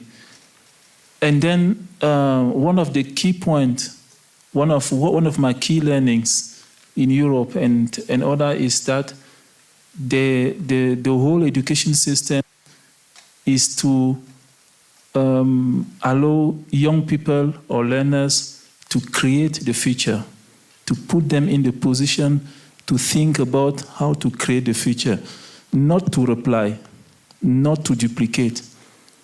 So if we think about and then we draw our curriculum in that spirit, that will help us. So that when we teach or educate people, it's about giving them all the tools to create something. Because this is based on the question you asked, okay, what next? What at the end? The end should be, okay, if I'm learning something, it's about a concrete solution we have today or we can have in 10 or 20 years. Then we will really have another situation. And that means that, okay, we need also to recreate ourselves.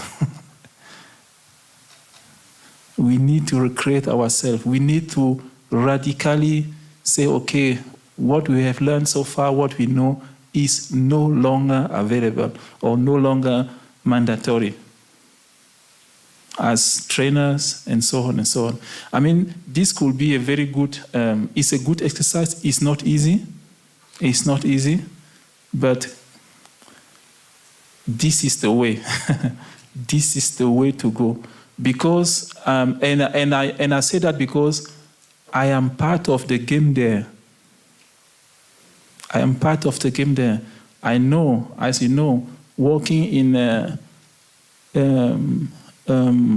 company like Mercedes-Benz, driving the technology innovation of this kind of company is not an easy thing. And this company is one of the gold company of Germany. From this, and Germany is the third economic company in the world. See that position. And these tools, and these are the tools that they are applying. They draw the future. And I was telling you that the vocational training system from Germany is one of the most powerful in the world. It's what makes Germany at that level. Countries like Japan, US, Korea, went to Germany to learn how they did it, how they are doing. And that's why I'm very glad to have this kind of platform where a lot of vocational certificate institutions can come together and think. That's why, and the question is, what next? Okay, one thing will be to ask Professor John how to access the platform, how to take this, how to apply, and so on. But this is just one small part of the story he wants you to do. Then the very big one is to come together again to think, okay, let's draw the future together.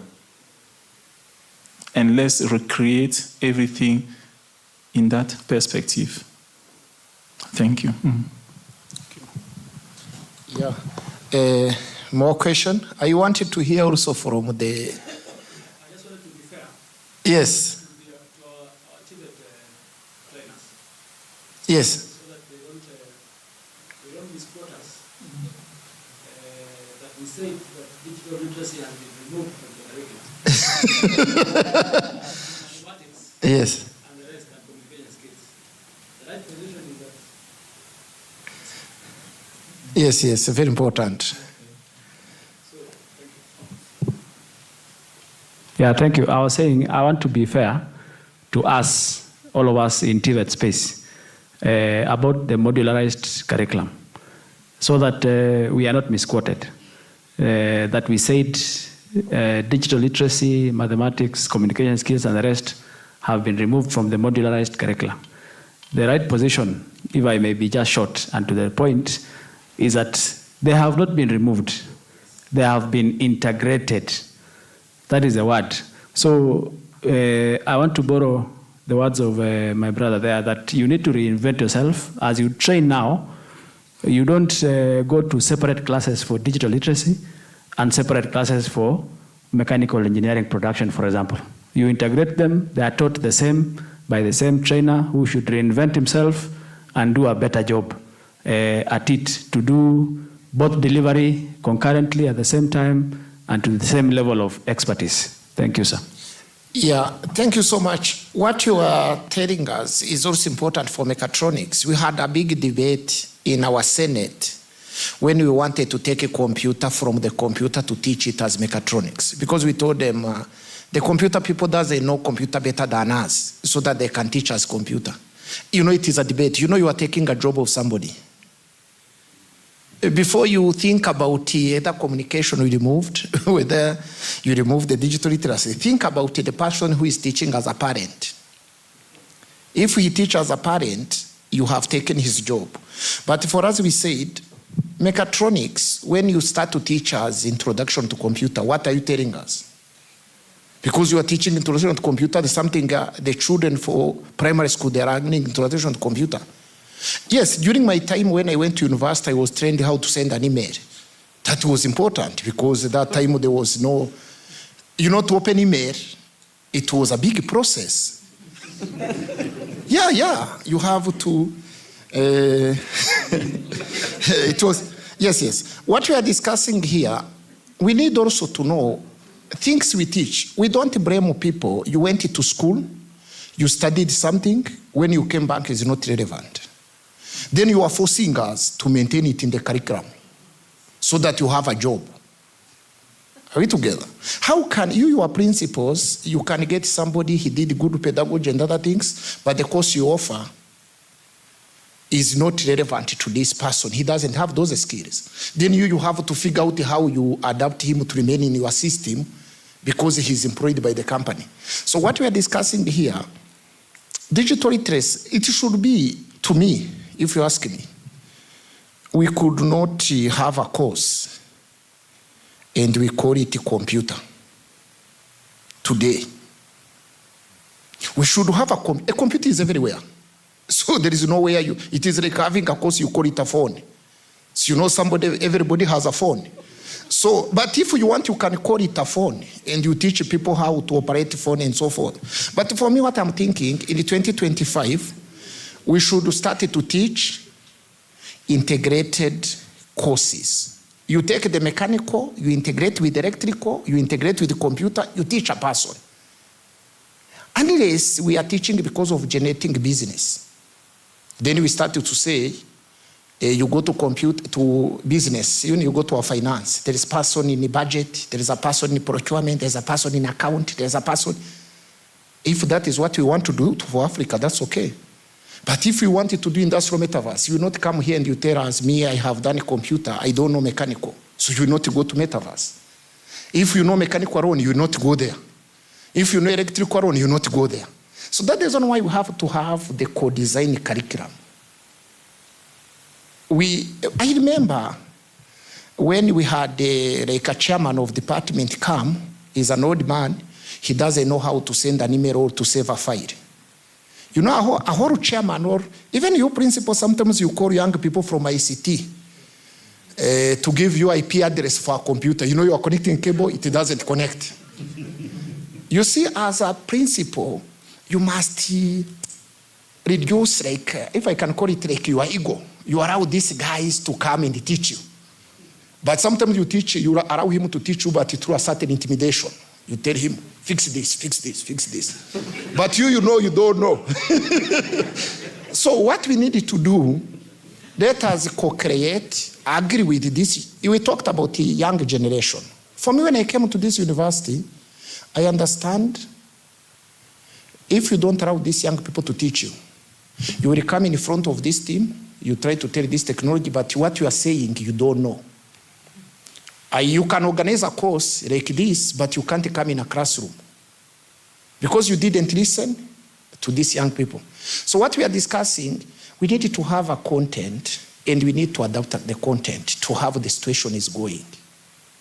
Because if we don't teach robotics as a course and you are training people to go to work with the robot, what are you telling them? So what we are discussing, I am happy all the principals and the polytechnics and the TTIs and TVC, I didn't know you will come and accept to listen to us when we are discussing this. Is something very important. You can go home, this discussion we have, try to discuss with your son or your daughter who is in high school. You tell him these things we are discussing. And if you want, tell your daughter, show me when I will be 8 years, how I will look like. Then the person go to AI, shows you when you will be 8 years, how you will look like. Then you start to say, yeah, these guys, you know, you may not be happy with how you look like. But that is, you know, this person took your photos, put in AI tried to predict and show you how you look like. So whether you have it or not, this person knows how you will look like. So the discussion here, we wanted to rate TVET institution. We have been teaching this university, and we have been in this career for some time. Here we are not teaching anyone. We are here to discuss. We are here to help each other. There's nobody who has more knowledge than another. All of us, we have knowledge in our area. We are trying to help each other. What can be the best? What can be the best option? Which best route to go? So that we don't press people to tell them what we believe in. We tell people, we read, we understand, and then we try to tell people, can we be able to do this, but we are informed. You know, we are making informed decision. So that we, sometimes in this, I was telling the team there, whether you understand and the principal doesn't understand, the principal is the one who has a letter to be the principal. He's the one who has the letter. You have to make sure he understands. If he doesn't understand, he will not support you. But he's the one who has the letter. He's the one who signed. So for me, I have to make sure that the VC understands this, and he can go to EBK and present it. So it means if VC understands it, I am safe. Even if I don't see the dean and I don't see other people as much as the CEO understand what I'm saying, I have no problem. Even for you, as a trainer from TVET, make sure that your principal don't miss this kind of meetings. Your principal does understand it. Figure out. So, trainees, what do you expect from us? From your boss? Do you have anybody from TVET who can give the comment? From TVET, yes.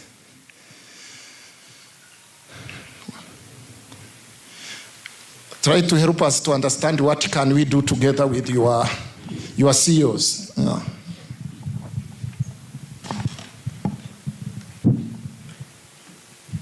Good evening, everyone.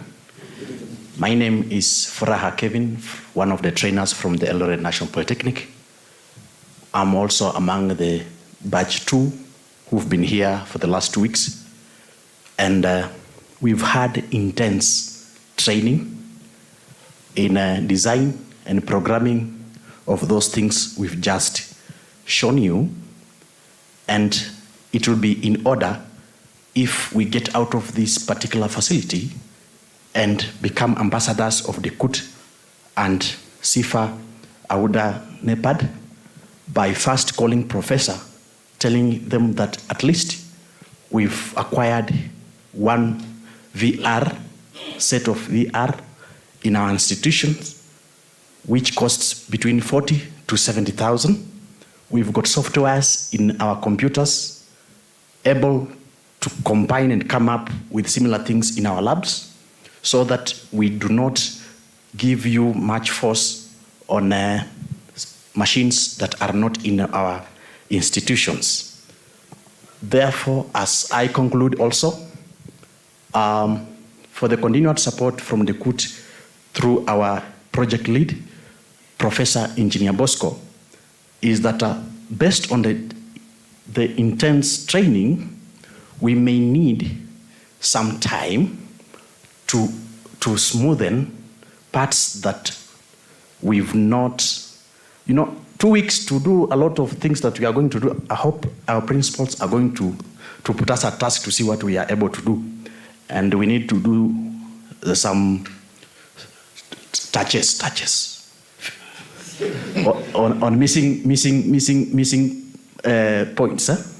And based on how Professor had told us, he asked us, are we in a position to come for session 2? Then we said, that question is a good question to ask, but it's a wrong question to those you are asking. Therefore, Professor, that question can be now asked here, so that we can have that session to finish on that. Yeah, thank you so much. Maybe we can listen to one of the principal.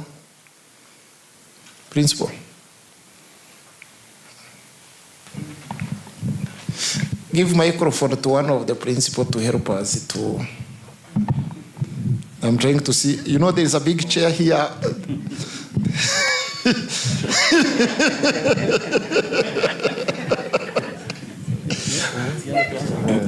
Oh my goodness. Thank you very much. I'm standing in for my principal, Mr. Kalista Somilo Molo, who is in Canada. I think this is the right beginning.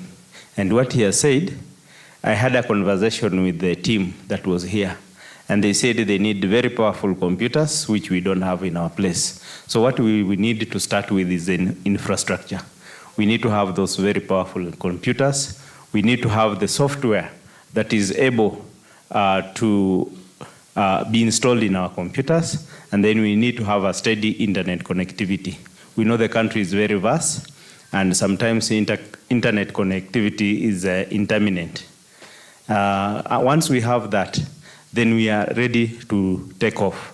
I think with the blessings of our principals, because they have sent us to represent them, we are ready to support our trainers to kick off this program. Thank you very much. Yeah, maybe we can hear from another principal. You are giving out the microphone. We need to hear from you. What I may say, in my opinion, is that there are some things that I learned back in school, those old days. As you are learning, I don't know which unit in education or in pedagogy, one of them is, it was being associated with B.F. Skinner, the law of exercise and the law of effect. My considered opinion is, sababu meli imeng'oa nanga, is that we don't have a reverse gear. Practice makes perfect.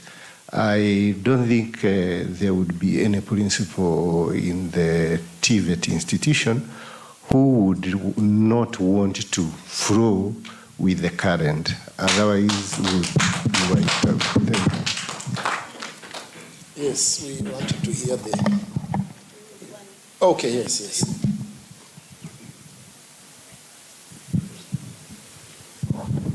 Thank you so much for the chance.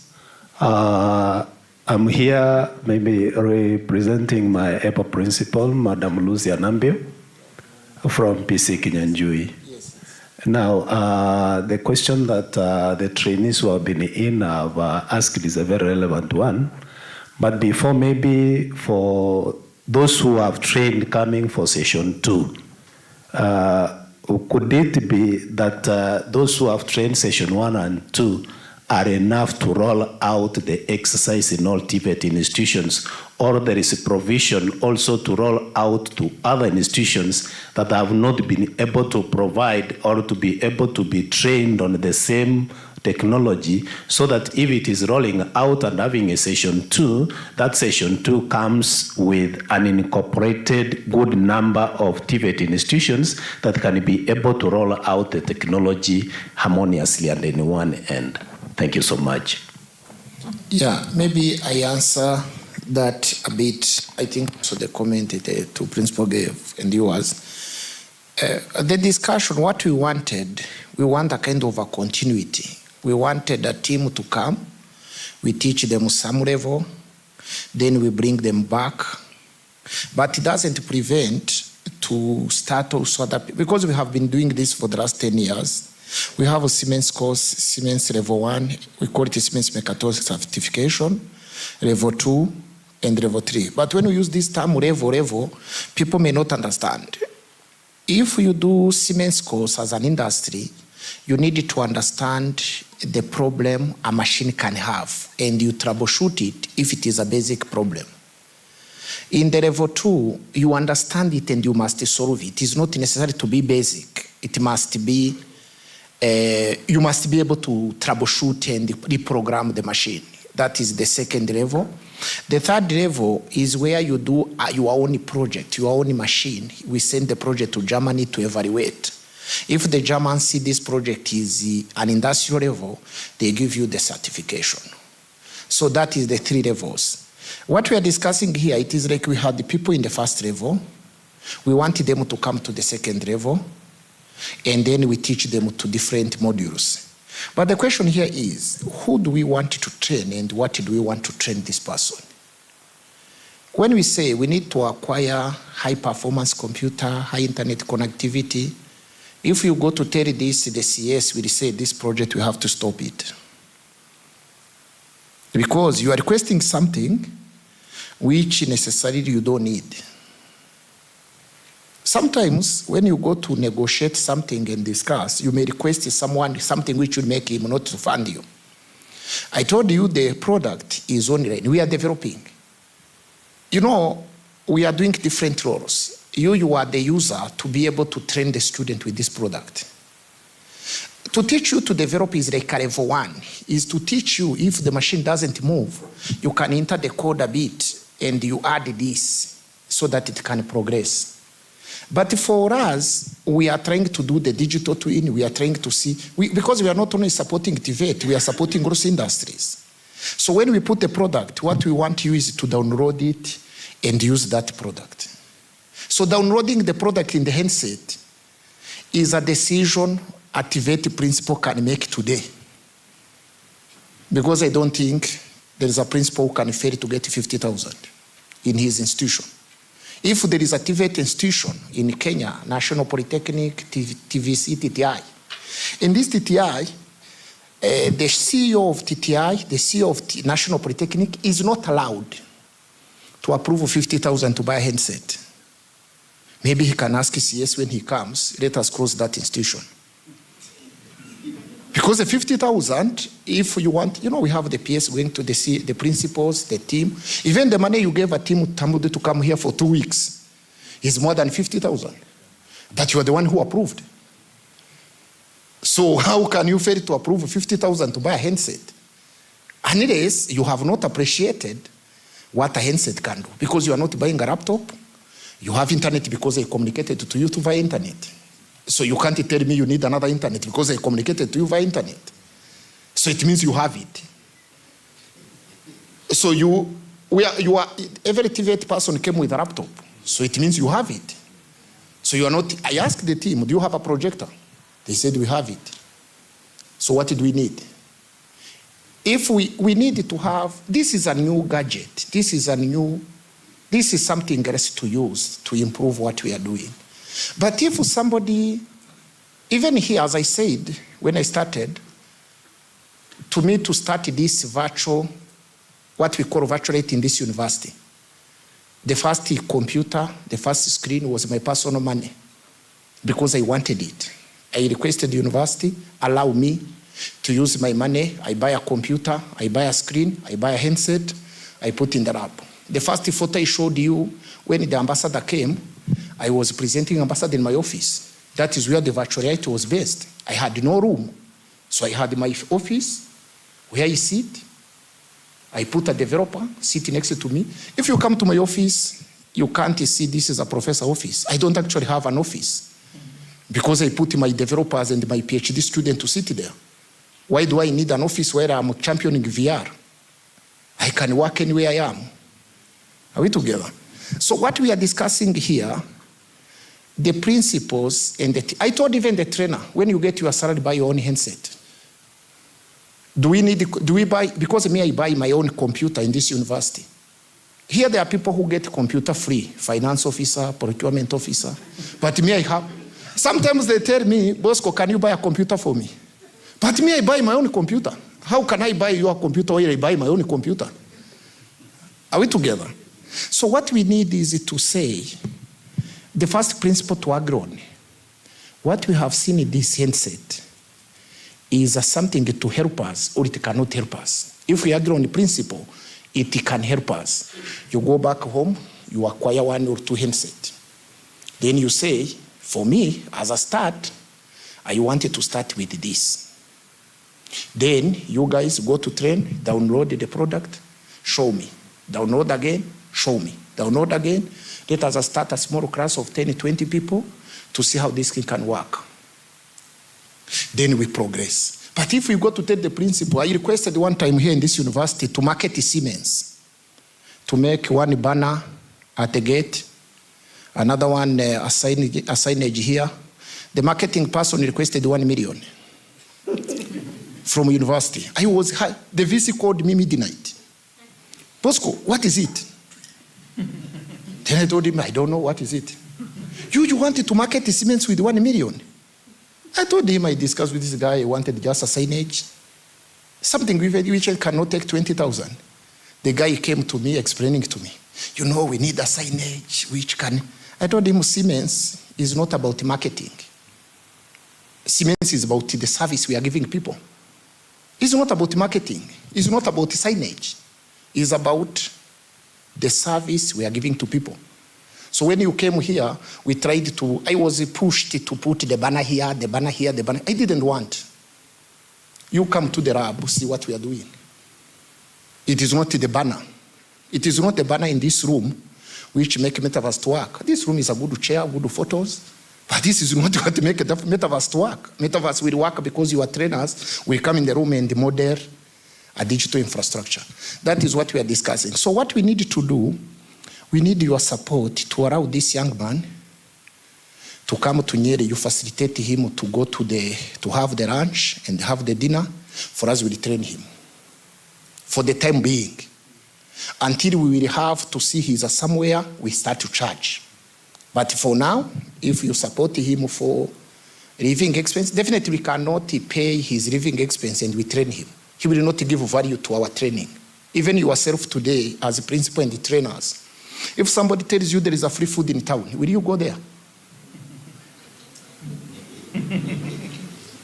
You will not go there. But if they say there is a restaurant which was opened in Nyeri and 1 beer is 500, you will rush to drink that beer. That is why education in Kenya is expensive. Because the people believe if you charge more, you give more education. Are we together? Some people go leave your TVET institution, go to other institution I don't want to mention, but if you look at it critically, you are doing better than them. But because they overcharge, even you believe, you take your children, oh, I am following the British Cambridge program. If you fail in Belgium, you go to study in UK. But when you are in Kenya, you wanted to go to study the Cambridge program. But when you fail in Belgium and in France, you take your children to UK. Because you pay more, but they will never be dismissed. So they will continue to graduate, right? This is not something I'm saying. I have my member family. The children left Rwanda, went to UK, to Belgium. They failed completely to study. They became annoyed. Then the parents sent them to Canada and another one in the UK. They are doing PhD now. But they failed the primary school. Completely. Are we together?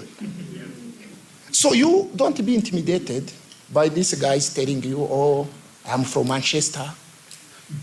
I am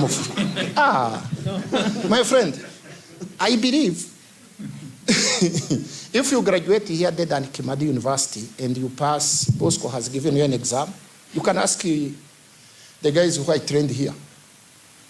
If you a student sit in class and my exam ameipita, akapita ingine na ingine, huyo mwanafunzi tunasema anywhere he can go, because I give them exam and they know what we do. So when you tell me other institution, you think Kenyans are very bright, Africans are very bright. You did a lot of magic things. It's a matter of giving these people chance. As a principal, give them a chance. I have seen in a week time what they can be able to do. Is just to give them a chance. You support. When you support, things will work. We want to hear maybe another TVET training. Maybe are ready? I wanted to hear also from my friend from Ubumbe. Because we were discussing to see when he's in VR, accessing a physical machine in a lab versus in VR, which one is better for him to teach in class where he is. Thank you, Professor. I have just a question that I want to put before the panel.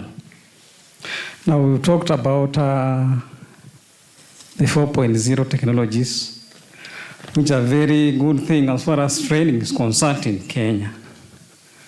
I just wanted to know how prepared are you in terms of inclusivity? That is the VR and the persons like my family. Kindly, please. Yeah, I think this is very important again, because in the Sifa project, the key thing was inclusivity. We didn't know, I didn't know him. I didn't know, you want to train people, you want to figure out. But I found it very practical, very useful, because in VR, the machine, you bring it where you are. In a physical environment, you go where the machine is. But in virtual reality, you bring the machine where you are. So you are in control. And this virtual reality, is student-centered. Professor Sama was asking yesterday, what we showed you here versus using a video. You see, when you make a video representation we made, we knew the people who are going to listen to us, and we tell them what we want to tell you. But in the student-centered education, a student can ask you any question, and you have to. If you have a video, and you play it, and the student asks you a question on something you showed on the 15 minutes, you have a video of 30 minutes, then a student asks you the 17 minutes, you said this. You have to struggle to go back to that. But that is in the video. What if a student asks you something which is not in the video? If the skills has improved, you can design that part immediately in VR. And you show that to student, because they ask you a question. Nowadays, we like to teach online, because when a student like at a master's level, you want to demonstrate a certain principle, or some physics, how like microfabrication. There is no machine for microfabrication. A student cannot imagine how laser beam will be able to solidify polymer and then can make a certain product. It is like you take an egg, and you put in hot water. If this egg was having maybe a small chick inside, how that small chick is built? You can see it if you take an egg and you put in the water, but you have opened it. You are trying to see how it is brooding as the water becoming a bit hot. That is the 3D printer, what we call additive manufacturing in Industry 4.0. You take the polymer, and then you put the laser beam, and something is building. It is like the same when you try to see how a human being is building the body. You see, start with something small, so until you have the legs, the eyes. We see those kind of videos. But when you are teaching this, you need to do it. You take a video here, video here, video here. In a physical environment, to teach masters or PhD is not possible. So you need to teach them in that virtual. You tell him, okay, let me look for a video to show you.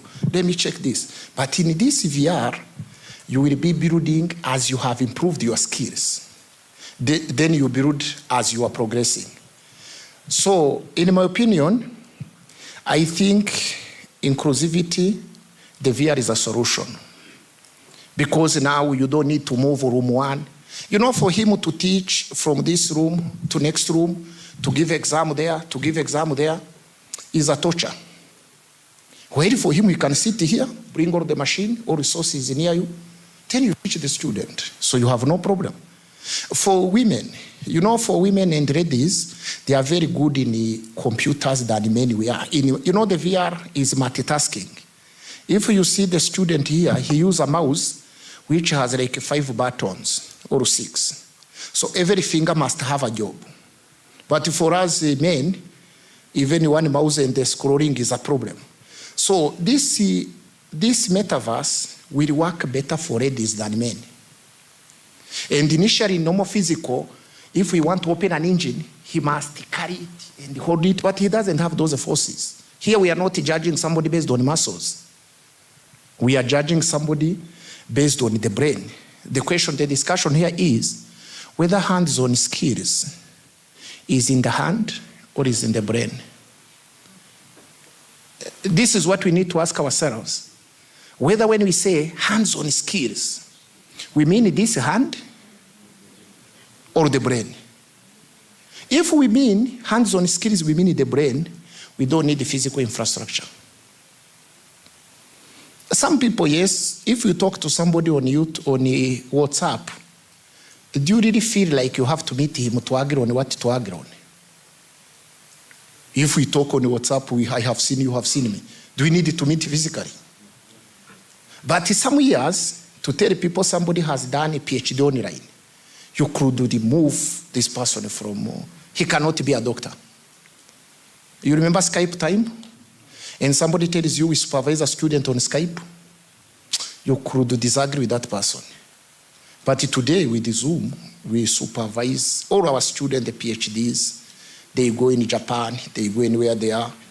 We are here, we sit in a room, we are convenienced, then we can supervise.